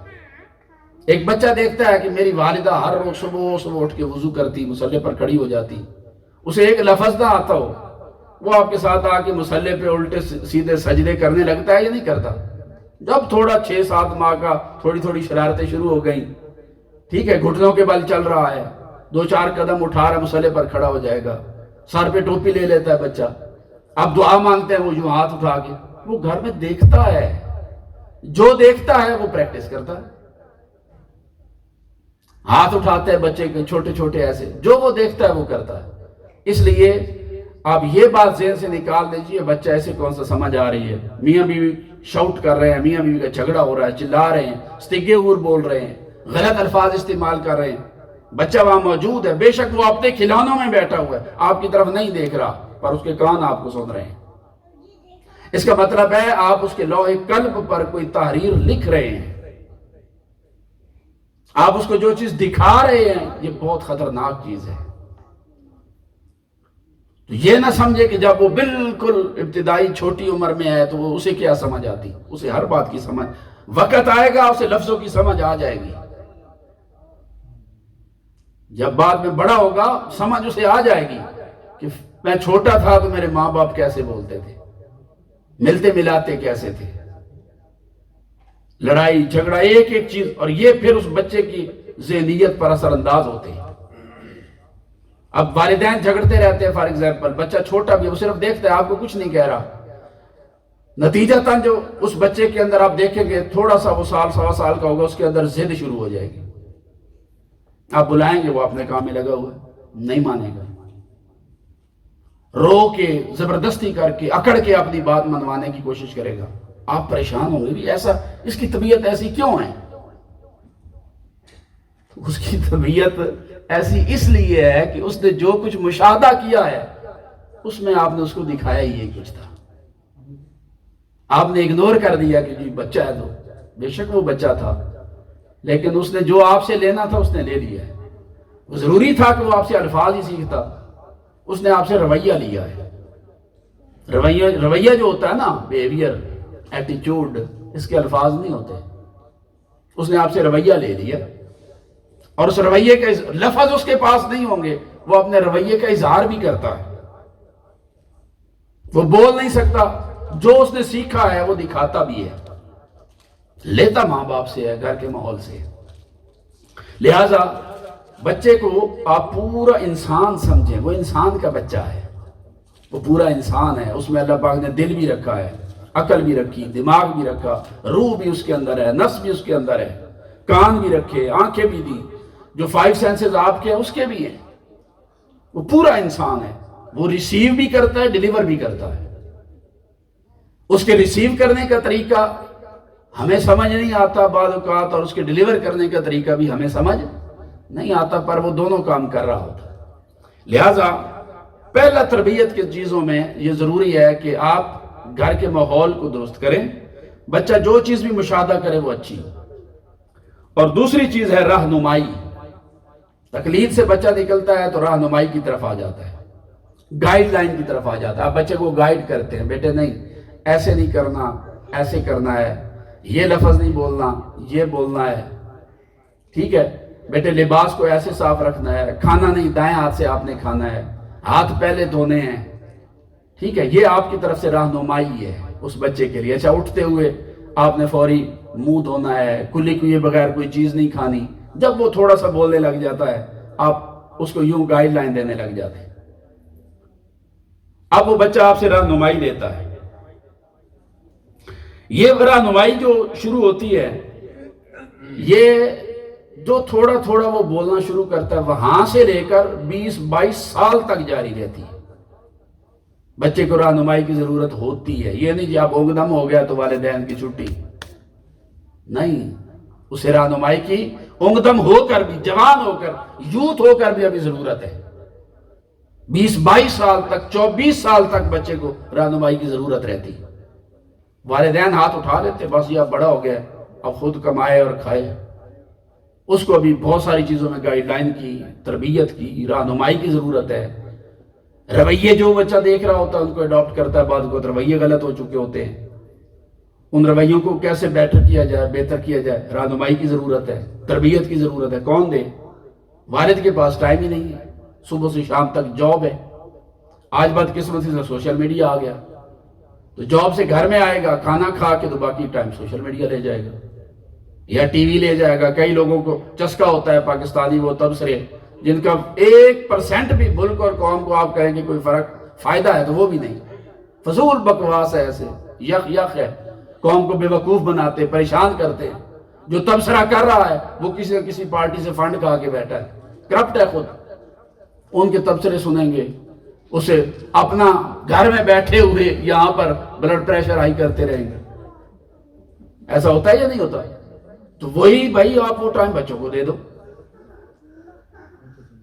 تو بچے کو کوالٹی ٹائم چاہیے. بچے نے آپ سے سیکھنا ہے، آپ کے لیے اس کے لیے آپ کے پاس اس کے لیے ٹائم نہیں. سوشل میڈیا کے لیے ہے، بچے کے لیے نہیں. جس چیز کو آپ ٹائم دے رہے ہیں اسے آپ کی اپنی صحت برباد ہو رہی ہے، اپنا رویہ برباد ہو رہا ہے، اپنا اخلاق برباد ہو رہا ہے، حاصل کچھ بھی نہیں ہو رہا۔ اور جس کو ٹائم دینا ہے وہ بیچارہ، اس کے لیے ٹائم ہی نہیں، اور ٹائم دے بھی دیا، اس کی آدھی تو 50% بات سن لی موبائل پہ کھیلتے ہوئے یا تبصرہ سنتے ہوئے۔ اس نے کہا جی آپ سے بات کرنی ہے، اچھا بولو جی۔ حضور علیہ السلام کی سنت یہ تھی کہ جب کوئی کہتا نا یا رسول اللہ میں نے آپ سے بات کرنی ہے، حضور یوں ادھر وہ کھڑا ہے نا، یوں چہرہ کر کے اس کی بات نہیں سنتے تھے، حضور پورے گھوم جاتے تھے، یوں اس کی بات سنتے تھے، آپ کا سینہ بھی اس کی طرف ہو جاتا تھا، یعنی جس کی بات سننی صرف منہ اس کی طرف نہیں، پورے گھوم جاتے، یعنی اسے یہ احساس ہو کہ اب میری پوری توجہ اس کی طرف ہے۔ اس سے اس بندے میں اپنائیت پیدا ہوتی ہے۔ تو ہم اپنے بچوں کو یہ اپنائیت گھروں میں نہیں دیتے، تربیت کہاں سے ہو؟ ایک تو یہ کہ خود ٹائم نہیں دیتے کہ تربیت کر سکے، دوسرا یہ کہ بچوں کو بھی ہم نے سوشل میڈیا کے حوالے کیا ہوا ہے، ان کے اکاؤنٹس ہیں، وہ سوشل میڈیا پہ ٹائم گزارتے ہیں۔ اب وہاں پر اچھی چیزیں بھی ہیں، بری بھی ہیں، برباد کرنے والی، اخلاق سوز، اخلاق باختہ چیزیں سوشل میڈیا کے اوپر پڑی ہوئی ہیں، بچہ دیکھ رہا ہے، سن رہا ہے، وہ اس پہ اثر انداز ہو رہی ہے، ہمارا کوئی اس پہ گرپ نہیں، کوئی کنٹرول نہیں۔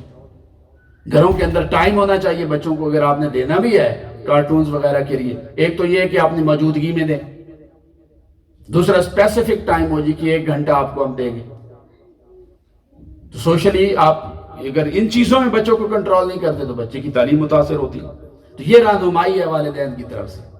اگر آپ چاہتے ہیں کہ آپ کا بھرپور رول ہو آپ کے بچے کی زندگی میں، پھر یہ چیز آپ کو اختیار کریں۔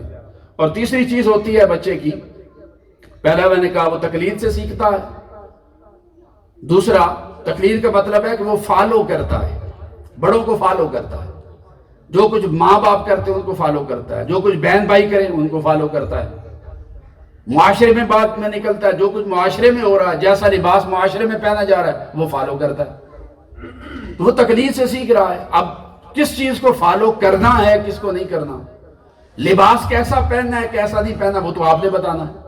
آج ہمارے بچے وہ قضا کرتے ہیں، وہ عجیب و غریب، وہ سائیڈ سے وہ بال کٹوا لیے، حضور نے منع فرمایا اس سے۔ بچے مسلمانوں کے ہیں، وہ ہماری روایت پر نہیں، ہماری ویلیوز پر نہیں، ہمارے کلچر پر نہیں، حضور نے منع فرمایا۔ اب یہ رہنمائی کس نے دینی؟ حضور علیہ السلام نے فرمایا، ام المومنین عائشہ صدیقہ فرماتی ہے، نہا رسول اللہ صلی اللہ علیہ وآلہ وسلم عن القضاء، حضور نے قضا کرنے سے منع فرمایا، اور وہ یہ کہ درمیان میں بال چھوڑ دے اور سائیڈوں پہ ٹیڑھ کروا لے، بالکل منع فرمایا۔ ہمارے بچے کر رہے ہیں، بلکہ والدین خود خوشی خوشی بال کٹوانے جاتے ہیں اور وہ اس کا حلیہ بگڑوا کے ساتھ لے آتے ہیں۔ وہ جو کچھ بار میں وہ دیکھ رہا ہے وہ بچے پہ اثر انداز ہو رہا ہے، ہم کنٹرول نہیں کر پا رہے۔ حضور نے ایک بچے کو دیکھا، اب دیکھیے کتنا حساس معاملہ ہے، اس کے بال ایسے کوئی کسی سر کے کچھ ایسے کہ بالکل کٹے ہوئے، کچھ کے بڑے ہوئے تھے۔ آقا علیہ السلام نے اس کو دیکھا تو اس کے یوں نہیں، اس کے والدین کو نہیں کہا کہ جاؤ اس کے جا کر بال کٹواؤ۔ معاملہ اتنا حساس تھا کہ حضور نے ادھر بیٹھے ہوئے حجام کو بلوایا اور اپنی نگرانی میں اسے کہا کہ اس کے باقی چونکہ کٹے تو یہ جو تھوڑے سے چھوڑ دیے یہ بھی کاٹو، کاٹنا ہے تو پورے ٹیڑھ کر دو، رکھنے ہیں تو پھر مناسب رکھو۔ یہ تو نہیں کہ کچھ تو بالکل وہ درمیان میں مرغے کی طرح کچھ لوگوں نے رکھی ہوتی ہے بارے، کچھ ایسے بھی میں نے دیکھے کانوں کے اندر بالیاں انہوں نے ڈالی ہوئی ہیں۔ میں نے ایسے بھی دیکھے مسلمانوں کے بچے، وہ عورتوں کی طرح پیچھے پوری انہوں نے لمبی لمبی وہ گت کی ہوئی ہے، بس ان کی طرح صرف پراندہ نہیں پہنا، باقی سارا کچھ کیا ہوا۔ حضور علیہ السلام نے بے شک بال زلفیں بڑی رکھی، مگر آقا علیہ السلام نے 3 طرح کے بال رکھے۔ ایک وفرا، تھوڑے لمبے ہو کر یہ کانوں کی یہ نیچے کی لو تک ان کو وفرا کہتے تھے۔ دوسرے لما، کانوں کی لو سے تھوڑے سے بڑے ہو گئے لیکن کندھوں کے اوپر والے حصے کے نہیں ٹچ کرتے، کانوں کی لو سے تھوڑے سے بڑے ہیں، ان کو لما کہتے تھے۔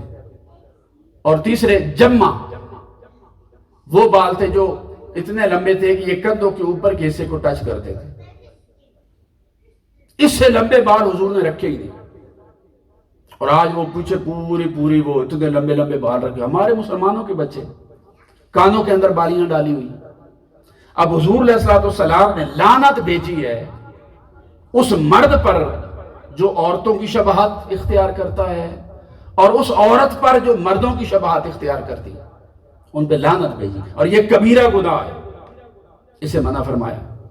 ہمارے بچے کر رہے ہیں۔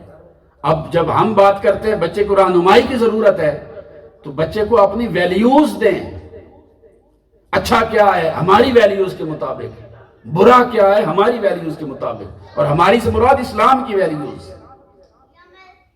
ہمارا اور دیگر معاشروں میں فرق یہ ہے کہ ہماری جو سوسائٹی ہے وہ ویلیو بیسڈ ہے، یعنی ہماری ویلیوز کو میں اور آپ اور ہمارا معاشرہ مل کر نہیں بناتا، ہماری ویلیوز اللہ اور اللہ کے رسول نے بنائی ہے۔ ہماری سوسائٹی ویلیو بیسڈ ہے۔ ہمارے لیے حلال اور حرام کا جو تصور ہے وہ اللہ اور اللہ کے رسول اس کا فیصلہ کرتے ہیں۔ باقی کئی ممالک کے اندر جو ویلیوز ہیں وہ سوسائٹی بیسڈ ہیں، سوسائٹی ویلیو بناتی۔ ممکن ہے آج وہ کسی چیز کو غلط سمجھتے ہیں، کل کلاں اس کو غلط، ناجائز اور حرام نہ سمجھیں۔ آج کسی چیز کو برائی سمجھتے ہیں، کل وہ اس کو برائی نہ سمجھیں، کیونکہ ویلیوز سوسائٹی بناتی ہے، لہٰذا یہاں ویلیوز چینج ہوتی رہتی، ویریبل ہے۔ اسلام میں ایسا نہیں۔ اب ہماری ویلیوز، ہمارا جو کلچر ہے، ہماری ثقافت اپنے بچوں کو دینی ہے، وہ رہنمائی کے ذریعے دینی اور والدین نے دینی ہے، اپنی اصل سے نہ ہلے، یہ والدین کی ذمہ داری ہے۔ اور یہ تقلید اور رہنمائی کا جب دور ختم ہو تو پھر اس کے بعد تجربات کا دور شروع ہوتا ہے۔ بچہ خود تجربات کرتا ہے، ایکسپیریمنٹس کرتا ہے، ایکسپیرینسز ہیں اس کے پاس، پھر اس کے پاس ایئر فائرنگ آتی ہے، کبھی ناکام ہو گیا، کبھی کامیاب ہو گیا، پھر اپنے اس کے تجربات اس کے استاد بن جاتے ہیں۔ اس کے تجربات کے اس کے استاد بننے سے پہلے تک کا جو دور ہے، یہ والدین کی ذمہ داری ختم نہیں ہوتی، انہوں نے اپنا کردار ادا کرنا ہوتا ہے۔ تو والدین کا بڑا بنیادی جو رول ہے نا اپنے بچے کی زندگی کے اندر ہوتا ہے۔ اب آپ اپنے بچوں کے اوپر کیسے اثر انداز ہو سکتے ہیں؟ اگر آپ دیکھیں تو آپ کے پاس میں نے یہ چیز لکھا ہے کہ آپ اپنا کردار والدین کیسے ادا کر سکتے ہیں۔ اب آپ کی ذمہ داری آ گئی، اب تقلید سے بچہ سیکھ رہا ہے، رہنمائی سے سیکھ رہا ہے۔ اب ہم مختلف اس کو دیکھتے ہیں پریکٹیکلی کہ ہم کیا کر سکتے ہیں اپنے بچے کے بہتر مستقبل کے لیے، اس کو اچھا انسان بنانے کے لیے ہم اپنا کردار جو ہے وہ کیسے کر سکتے ہیں۔ لیکن اس بات کی طرف جانے سے پہلے میں کچھ بنیادی چیزیں جو ہے نا، وہ بنیادی تربیت کے کچھ اصول ہیں، وہ آپ کے سامنے رکھنا چاہتا ہوں۔ وہ اگر آپ نوٹ کر لیں، ایک تو یہ کہ بچے کو نماز کی تعلیم و تربیت دینا، یہ والدین کی بنیادی ذمہ داری ہے۔ نماز کی تعلیم، اور وہ 7 سال سے اس کو حکم دینے لگ جائیں اور 10 سال سے پھر اس کے اوپر لازمی امپلیمنٹ کریں کہ وہ 5 فرائض لازمی روز کی ادا کریں۔ دوسری چیز ہے محرمات سے بچنے کی تلقین کرنا۔ آپ کے پاس کون سے رشتے ہیں جو آپ کے محرمات ہیں، آپ کے لیے حرام ہیں، اور آپ نے ان سے دور رہنا ہے، یعنی محرم کون ہے اور غیر محرم کون ہے، یہ آپ نے اپنے بچے کے ذہن میں بچپن سے یہ بات ڈال دی۔ یہ تربیت ماں باپ نے دینی ہے کہ فلاں رشتہ تمہارے لیے حرام ہے، تم اس کے ساتھ ایسے اکیلے نہیں جا سکتے، بیٹھ سکتے، فلاں تمہارے لیے حلال ہے۔ یہ تربیت بھی ماں نے دینی ہے، باپ نے دینی ہے۔ اور بچے کو یہ تربیت دیتے ہوئے آپ بعض اوقات یوں کرتے ہیں، اچھا بچے آپ یہ کام کر دو تو میں تمہیں یہ گفٹ دوں گا، تحفہ دوں گا، یا تمہارے لیے یہ گفٹ ہے میرے پاس۔ آپ نے بچے کو بلایا اور آگے آپ نے اس کو کچھ نہ دیا، تو یہ آپ نے اپنے بچے کے ساتھ دھوکہ کیا، چیٹ کیا۔ اس سے بچیں۔ حضور نے فرمایا من قال لصبی تعال ہاک خذ ثم لم یؤتہ شیئا فہی کذبۃ۔ ایک آدمی نے اپنے بچے کو بلایا اور کوئی چیز دینے کا بہانہ کیا کہ یہ میرے ہاتھ میں چیز ہے، لے لو۔ بچہ آیا تو اس کو کچھ نہ دیا، تو حضور نے فرمایا آپ نے بچے کے ساتھ جھوٹ بولا ہے، وہ آپ سے جھوٹ سیکھ رہا ہے۔ تو یہ اس بچوں کے معاملات میں آپ نے محتاط رہنا ہے۔ تیسری چیز جو لازمی آپ نے بچے کے لیے کرنی ہے، وہ اس کو حجاب اور ستر پوشی۔ تمہارے لیے جسم کا کتنا حصہ ڈھانپنا فرض ہے، بیٹے کو بھی بتائیں، بیٹی کو بھی بتائیں۔ سطر پوشی کا، حجاب کا، جسم کور کرنا، یعنی اللہ کی حدود کیا ہے اس معاملے میں وہ بچے کو بتائیں. یہ والدین کی ذمہ داری ہے، اور اس میں ضروری ہے کہ وہ اپنے کلچر، اپنے دین، اپنی روایت کے مطابق لباس زیب تن کرے جو ساتر ہو، جسم کو ڈھانپنے والا ہو. اور لباس میں پھر میں نے کہا کہ یہ لمبی زلفیں یا قضا کرنا، کچھ بال چھوڑ دیے، کچھ کٹوا دینا، کانوں میں بالیاں ڈلوا لینا لڑکوں کا، یا لڑکیوں کا لڑکوں کی طرح کا لباس پہننا، ان سے بچنے کی ترغیب یہ والدین نے دینا ہوتی ہے. اسی طرح اخلاق اور آداب اپنے بچوں کو سکھانا، اس میں اسلامی اخلاق و آداب ہیں، کسی کے لینے دینے، کھانے پینے کے آداب ہیں، وہ سارے والدین نے سکھانے ہیں. نظافت کے اور پاکیزگی کے آداب کیا ہے، مسلمان کیسے پاک ہوتا ہے، غسل کے آداب کیا ہیں، فرائض کیا، شرائط کیا ہیں، وضو کے فرائض آداب شرائط کیا ہیں، لباس کب پاک ہے کب پلیت ہے، بچے کسی کے اوپر غسل کب فرض ہے کب واجب ہے، وضو کب فرض ہے، یہ ساری تعلیمات پاکیزگی اور طہارت کی یہ بچے کو ماں باپ نے دینی. اسی طرح بچے کو جب نصیحت کرنی ہو تو سب کے سامنے نہیں بلکہ علیحدہ بلا کر اس کو نصیحت کی جائے. اذان سکھائیں بچوں کو، نماز، بنیادی چیزیں سکھائیں، اور بچے کے لیے کوشش کریں کہ علیحدہ بستر ہو، علیحدہ دو بچوں کو علیحدہ نہ سوئیں. بے شک دو بیٹیاں بھی ہیں تو ان کو بھی 7 سال کے بعد کبھی بھی اکٹھا نہ سلائیں، ان کے لیے علیحدہ بستر کا اہتمام کریں. اور بستر اگر علیحدہ بیڈ نہیں کر سکتے تو کم از کم دونوں کے لحاف جو ہیں اوپر لینے والے وہ دونوں کے علیحدہ علیحدہ ہو. اسی طرح بچوں کی تربیت کریں کہ راستوں میں گندگی نہ پھینکیں، صاف ستھرے رہیں، اپنے ماحول کو، اپنے معاشرے کو صاف رکھیں، گرد و نواح کو صاف رکھیں. یہ نہ ہو کہ کل کلاں ہمسائے جو ہیں وہ بھی تنگ آ جائیں. اپنے گھر کے ارد گرد باہر کھیلتے ہیں تو ہمسایوں کے حقوق کا خیال رکھیں، وہ متاثر نہ ہوں. یہ والدین نے سکھانی ہے اپنے بچوں کو. بولتے ہوئے آواز کی پچ کیا ہو، بڑوں سے کیسے بات کرتی ہیں، چھوٹوں سے کیسے بات کرتی ہیں. السلام علیکم ورحمۃ اللہ کے الفاظ بچوں کو سکھائیں، اور بچوں کے معاملے میں عدل اور انصاف سے کام لیں،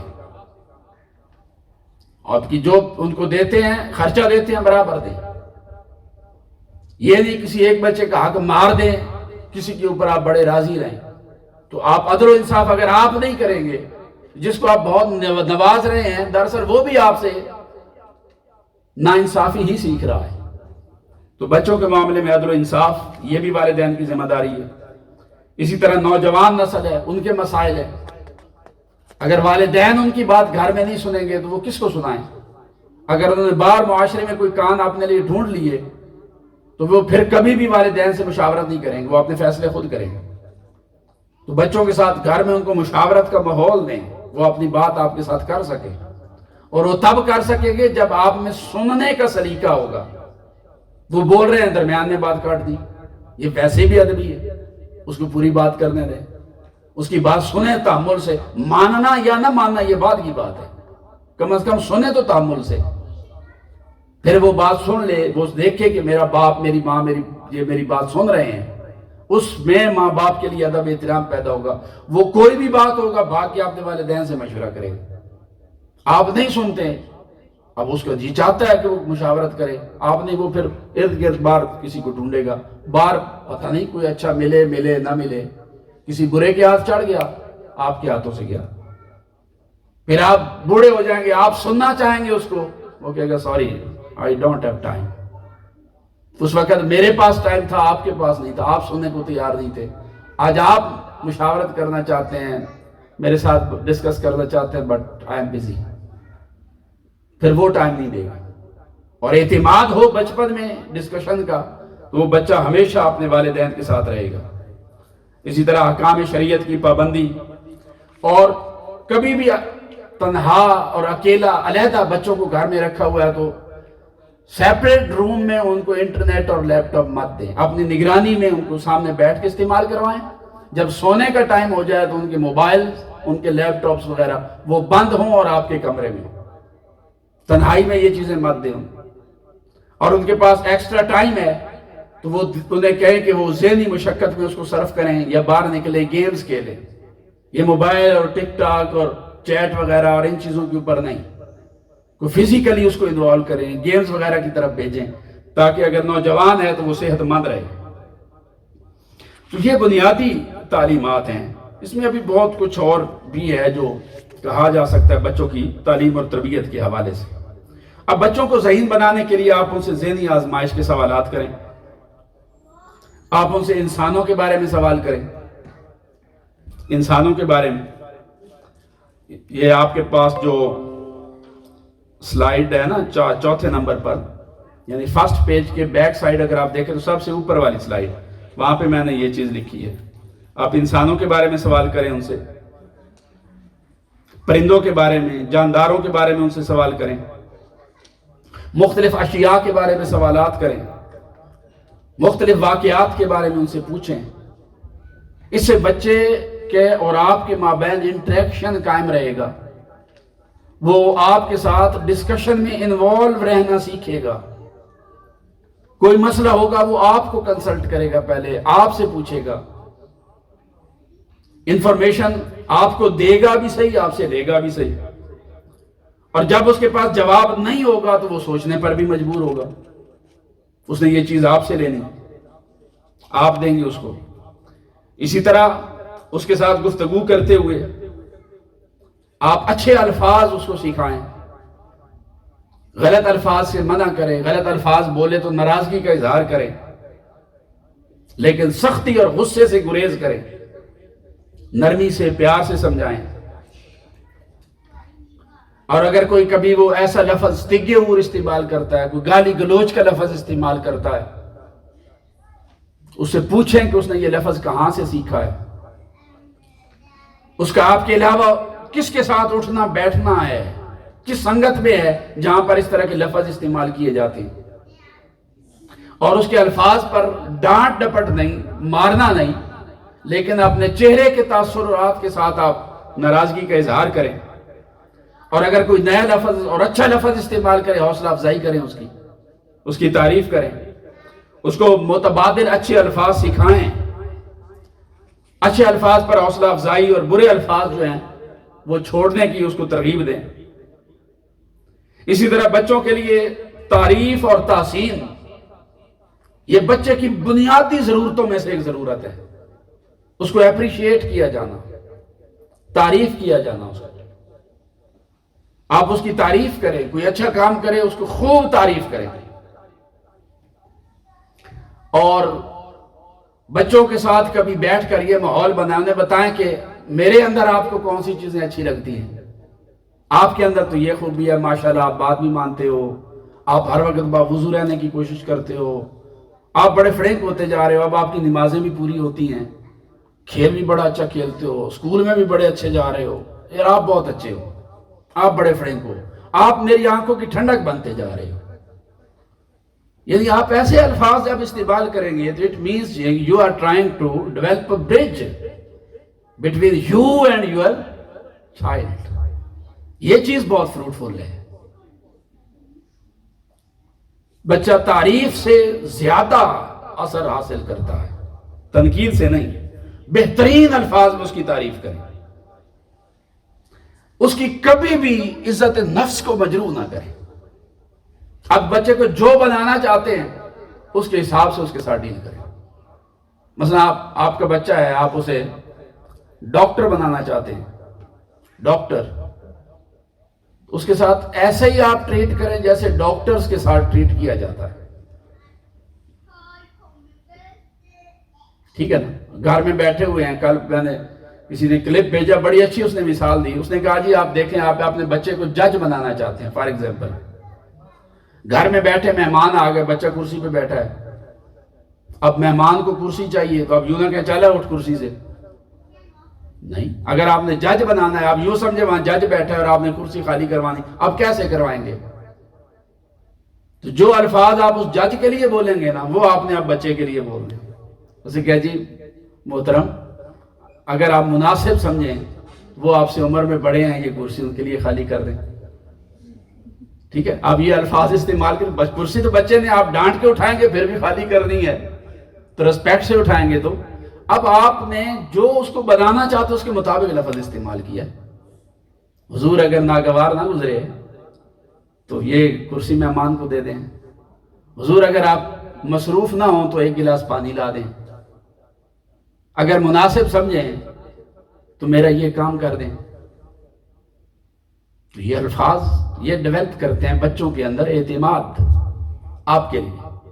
سرکار، محترم، اور کچھ بھی نہیں تو کم از کم لفظ تو استعمال نہ کریں. آپ ٹھیک ہے نا، جب تک وہ ینگ نہیں ہوتا لفظ تو اس کے لیے چھوڑ دے، یہ استعمال نہیں کرتا. تو یہ کر، تو نے ایسا کیوں کیا، تو ہوتا کون ہے. آپ کو ایسا نہیں کرنا چاہیے تھا. نہیں، یہ آپ سے غلطی ہوئی ہے. تو لفظ آپ استعمال کریں جس میں بچے کی رسپیکٹ جل کے. آپ دیکھ لیں دنوں میں گھر کا ماحول بدل جائے گا. تو جیسا آپ اسے دیکھنا چاہتے ہیں ویسے کے ساتھ ٹریٹ کریں. پھر آپ دیکھتے ہیں کہ کبھی کبھار یوں ہوتا ہے کہ آپ کا جو بچہ ہے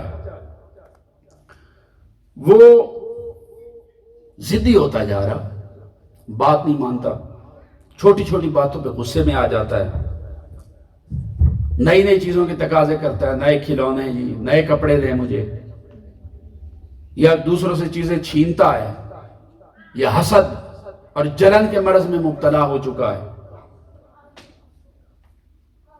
معمولی بات پہ رونے لگ جاتا ہے، جھگڑنے لگ جاتا ہے.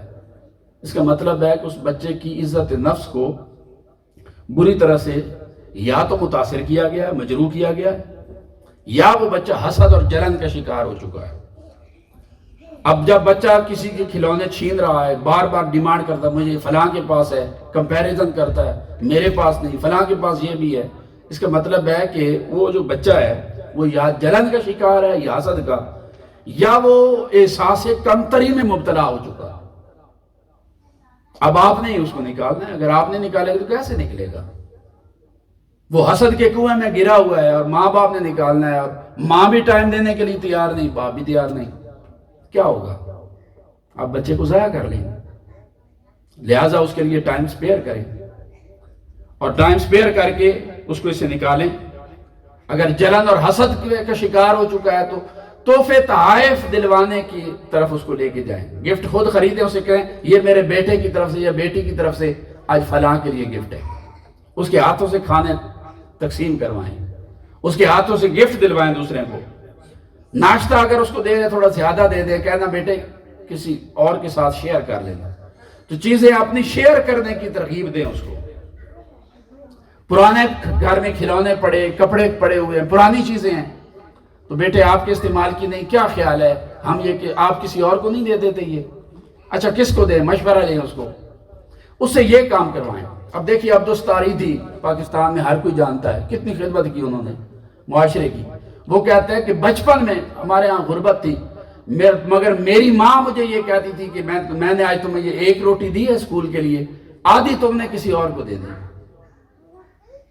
آج تمہیں یہ فلاں چیز دے رہی ہے، اس میں کسی اور کو شریک کرنا. تو اس کی ماں نے بچپن میں اس کی عادت کے اندر یہ چیز ڈال دی کہ آپ کے پاس کوئی بھی چیز ہے تو آپ نے دوسرے انسانوں کا احساس کرنا ہے. یہ جو احساس ہے یہ ماں پیدا کرتی ہے، دوسروں کا احساس، دوسروں کو دکھی دیکھ کر دکھی ہونا، دوسروں کی خوشیوں میں شریک ہونا. یہ ماں نے دینا، باپ نے دینا ہے. تو بچے میں اگر اس طرح کی چیزیں دیکھیں، حسد وغیرہ دیکھیں، جلن دیکھیں، تو فوری طور پر اس کا علاج کریں. حسد اتنی بڑی بیماری، میں نے آپ کو اگلے دن بھی بتایا، یہ پھر اس سے نیکیاں برباد ہو جاتی ہیں. اور قرآن مجید میں اللہ رب العزت نے حسد کرنے والوں سے پناہ مانگنے کا ہمیں حکم دیا ہے. من شر حاسد اذا حسد، کے باری تعالیٰ اس کے شر سے بھی بچا جو حسد کرنے والا ہے. تو اس سے بھی پناہ مانگی گئی جو حاسد ہے. تو بچہ اگر حسد میں مبتلا ہوا اسے نکالنا والدین کی ذمہ داری ہے. اسی طرح بچہ بھی چھوٹا ہے، معصوم کلی ہے، پھول ہے، ابھی بہت سارا اس نے معاشرے کو نہیں دیکھا، گھر میں اسے ہر آسائش حاصل ہے، کوئی غربت نہیں، تکلیف نہیں ہے، ماں باپ نے پھولوں کی طرح رکھا ہوا ہے. ہر اس کے بولنے سے پہلے اس کی ضرورت پوری کر دیتے. تو یہ چیز بھی بچے کو خراب کرتی ہے. 12-14 سال کی عمر میں ہو وہ اپنے آپ کو نواب سمجھنے لگتا ہے, میرے جیسا تو کوئی اور ہے ہی نہیں, لہٰذا اس کے اندر فخر پیدا ہوتا ہے. اچھا میرے پاس ہے, اس کے پاس تو ہے ہی نہیں, میرے پاس تو یہ موبائل ہے اور وہ بیچارہ بھی فلاں لیے پھرتا ہے. یہ مقابلہ بازی جب آپ بچے میں ڈالتے ہیں تو گریجولی یہ ڈیولپ ہو کر آگے جا کر تکبر میں بدلتی ہے, غرور میں بدل جاتی ہے. اب اس سے بچانا بھی والدین کی ذمہ داری ہے, تو اس کے لیے اصلاح کریں. اگر ایسے رویے کا اظہار کرے اسے بتائیں کہ اپنے سے نیچے والوں کی طرف دیکھو, پھر خدا کا شکر ادا کرو کہ اللہ نے انہیں نہیں دیا تمہیں دیا ہے. یہ مقام شکر ہے, مقام فخر نہیں ہے. اگر فلاں کے پاس نہیں اور تیرے پاس ہے تو اس کا مطلب اللہ نے دیا نا, تو بجائے اس کے کہ تم شکر ادا کرو اللہ کا, تم تکبر کر رہے ہو. اور جو تکبر کرے وہ اللہ کا دشمن ہوتا ہے, اس کا دوست نہیں ہوتا. بھائی اللہ نے تمہیں اتنی نعمتیں دی ہیں, تم اس کے دوست بننے کی وجہ اس کے دشمن بن گئے. تو اچھے الفاظ کے ساتھ اس کی تربیت کی جائے, اس کو غرور کے جو نقصانات, تکبر کے نقصانات ہیں اس کی کہانیاں سنائیں, کوئی واقعات ایسے سنائیں جی فلاں نے تکبر کیا اس کا یہ ہوا, اس کے ساتھ یہ ہوا, فرعون نے تکبر کیا تھا اس کے ساتھ کیا ہوا, نمرود نے تکبر کیا تو اس کے ساتھ کیا ہوا. تو اس کے نقصانات تاکہ اس کے سامنے واضح ہو جائیں. بچپن میں اس کو ایسے واقعات سنائیں جس میں دوسروں کا خیال رکھنے کی طرف زیادہ ترجیح اور شوق پیدا ہو. ڈانٹ ڈپٹ اور سختی سے بچائیں اس کو, اور اس کے اپنا جو دائرہ کار ہے نا بچے کا, ایک حدود کے اندر رہتے ہوئے اس کو مرضی کرنے دیں. آپ نے کپڑا لینا ہے, بچے کا بازار گئے ہوئے ہیں, کیا یہ ضروری ہے کہ وہ جو رنگ اس نے کلر پہننا ہے وہ جو ماں کو پسند ہے؟ تو بچے کی پسند کا ہو سکتا ہے, بھائی لباس تو لینا ہی ہے نا. بس یہ آپ دیکھ لیں کہ وہ شریعہ کے تقاضوں کے مطابق ہو.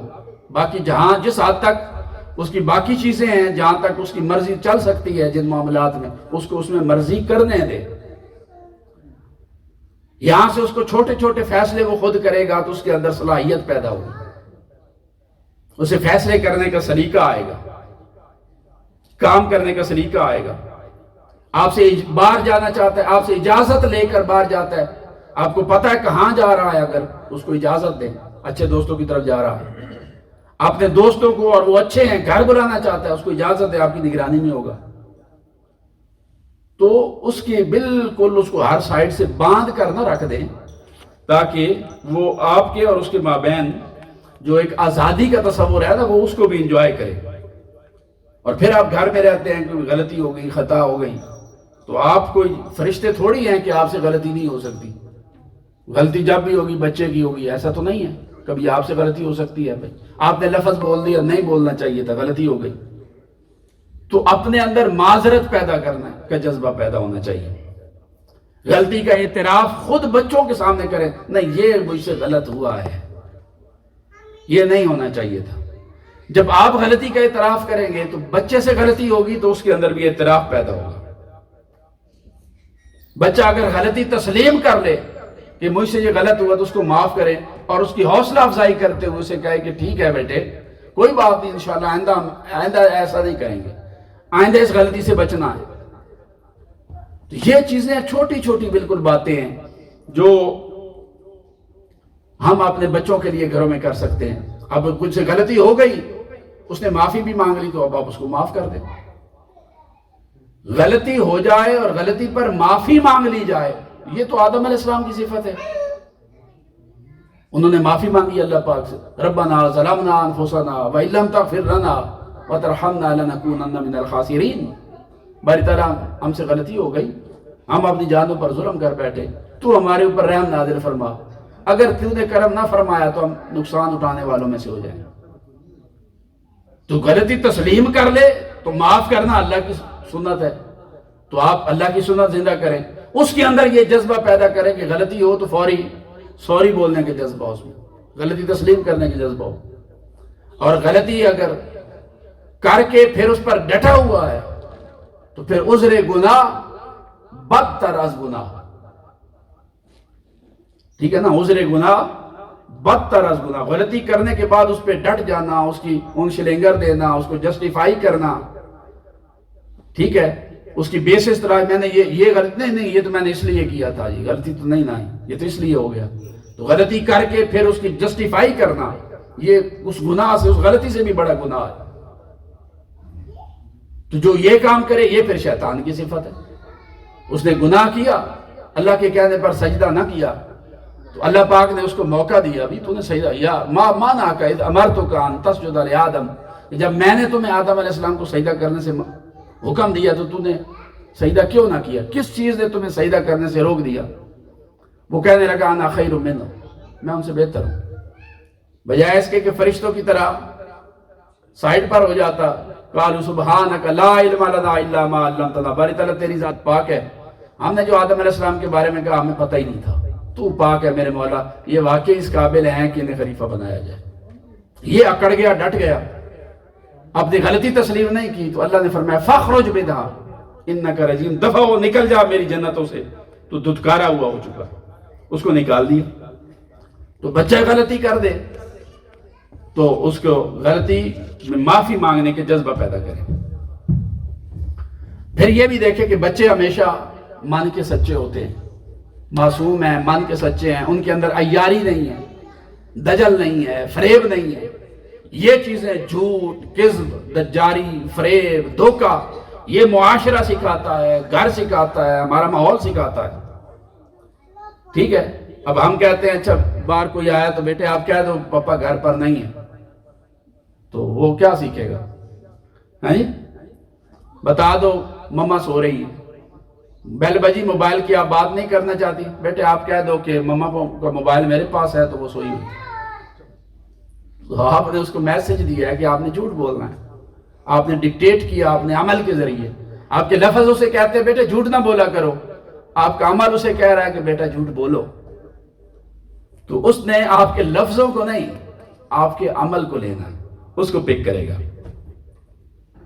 اس لیے بچوں کے ساتھ اپنا جو رویہ ہے اس کو درست کیجئے، ان کی توہین اور انسلٹ نہ کرے۔ مولا کائنات علی شیر خدا رضی اللہ تعالیٰ نے فرمایا کہ آقا علیہ السلام نے فرمایا ہے کہ جو کوئی کسی مسلمان کی آبرو ریزی کرے گا، انسلٹ کرے گا، توہین کرے گا، تو اس پر اللہ اور فرشتوں اور تمام لوگوں کی لعنت برسے گی، اور اس کی نفل اور فرض عبادت بھی قبول نہیں ہوگی۔ انسان کی توہین اتنا بڑا جرم ہے۔ اسی طرح بچے کے ساتھ جب آپ نے اس کی تربیت کرنی ہے تو اس چیز کے ساتھ تربیت کریں جو آپ خود بھی کرتے ہیں۔ آپ خود کرتے نہیں اور اسے کہے کہ بچہ نے بیٹے کو کہے نماز پڑھو، آپ نے خود کبھی پڑھی نہیں، تو لما تقولون ما لا تفعلون، جو کرتے نہیں وہ کہتے کیوں؟ آپ نے خود کھانا شروع کرنے سے پہلے کبھی ہاتھ نہیں دھوئے، بچے کو جاؤ ہاتھ دھو کے آؤ، اچھا بسم اللہ پڑھو، یوں کرو یہاں کرو، خود کیا نہیں۔ خود ہر وقت موبائل پر اسے کہنا موبائل استعمال نہیں کرنا، خود کوئی ڈرامہ جانے نہیں دینا اور اسے کہنا خبردار ٹی وی پہ نہیں بیٹھنا، کیا ہوگا؟ تو اس طرح کی کافی ساری باتیں ہیں کہ میں نے آپ کو جو دیا ہے اس میں نے یہ ساری چیزیں نارویجن میں ہیں، آپ آگے صرف خود سٹڈی کر لیں۔ تو یہ بیسک چند پرنسپل چیزیں تھی بچوں کی تربیت کے حوالے سے۔ میں چاہتا ہوں صرف اب چونکہ ٹائم ختم ہو گیا ہے، بالکل اگر آپ سیکنڈ لاسٹ سلائیڈ پر چلے جائیں، سیکنڈ لاسٹ سلائیڈ پر 2 منٹ صرف میں آپ سے ایکسٹرا لے رہا ہوں آج، سیکنڈ لاسٹ سلائیڈ پر جائیں آپ۔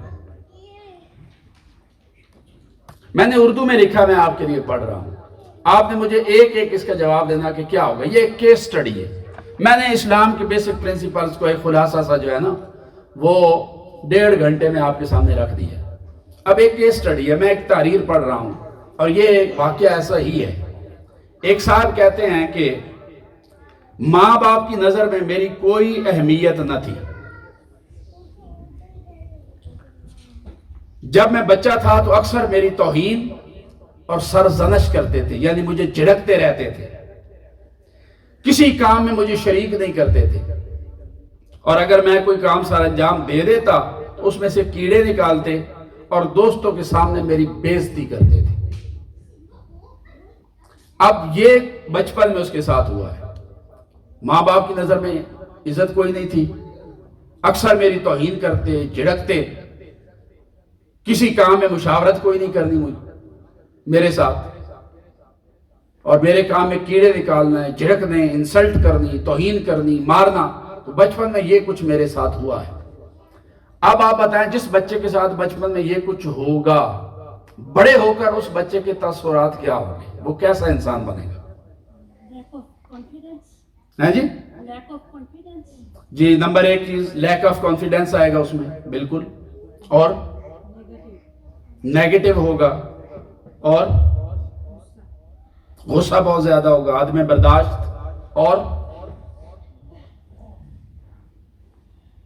احساس کمتری ہوگا، اپنے آپ کو دوسروں سے کم تر سمجھنا، ہلکا سمجھنا.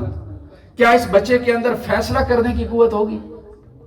قوت فیصلہ، ان ٹائم کوئی ڈیسیجن لے لینا، وہ بھی نہیں ہوگی. لیڈرشپ کوالٹی ہوگی؟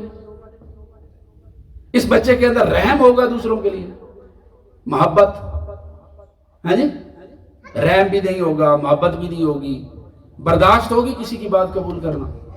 احساس کمتری، یہ خود کو گھٹیا سمجھتا ہے سب سے. یہ اپنے آپ کو معاشرے کا ایک زندہ فرد سمجھے گا یا ایسے ہی کوئی فضول چیز سمجھے گا؟ یہ بندہ جس کے ساتھ بچپن میں یہ سب کچھ ہوا ہے، یہ اپنے آپ کو معاشرے کا ایک بہترین فرد سمجھے گا؟ نہیں سمجھے گا. اسی طرح اس کے اندر اعتماد نہیں ہوگا. لوگ بیٹھے ہوئے ہیں سب کے سامنے، کوئی بات کرنی ہے، اس کے اندر بات کرنے کی جرت بھی نہیں ہوگی. صرف ایک کیس سٹڈی میں نے آپ کے سامنے رکھا ہے کہ بچپن کے ماحول نے دراصل اس کو زندہ درگور کر دیا، اس کو جیتے جی مار دیا، اس سے خود اعتمادی چھین لی، عزت نفس چھین لی، لیڈرشپ کوالٹی چھین لی، سار اٹھا کر چلنے کا سلیقہ چھین لیا. ایک زندہ فرد کے طور پر زندہ رہنے کی اس کا جو بنیادی حق تھا وہ چھین لیا. فیصلہ کرنے کی قوت چھین لی. اپنی ذمہ داریوں کو، عزت نفس کو قائم رکھتے ہوئے نبھانے کی جرت چھین لی. تو جہاں اس لیے میں نے کہا کہ جیتے جی اس انسان کو زندہ درگور کر دی. وہ چلتی پھرتی لاش بنا دی ہم نے معاشرے میں، اپنے رویوں سے، اپنے برے گھر کے ماحول سے. اب آپ دیکھیے جو کچھ آپ کو میں نے یہ 1.5 پونے 2 گھنٹوں میں بتایا ہے، یہ اس لیے نہیں بتایا کہ ادھر سے سننا ہے اور ادھر سے نکالنا ہے. ہم میں سے ہر ایک بندہ ذمہ دار ہے. کلکم رائن وکلکم مسئول عن رعیتہ. حضور نے فرمایا تم میں سے ہر ایک رائی ہے، رسپانسبل ہے، اس کے پاس ذمہ داری ہے. کلکم مسئول عن رعیتہ، اور جس چیز کا وہ رسپانسبل ہے اس سے اس کی رسپانسبلٹی کے بارے میں پوچھا جائے گا. یہ کہہ کر حضور نے فرمایا کہ ماں باپ وہ اپنی اولاد کے رسپانسبل ہے، لہٰذا ان کو بہتر بنانا ہماری مذہبی، دینی، اخلاقی، معاشی، معاشرتی ذمہ داری اور رسپانسبلٹی.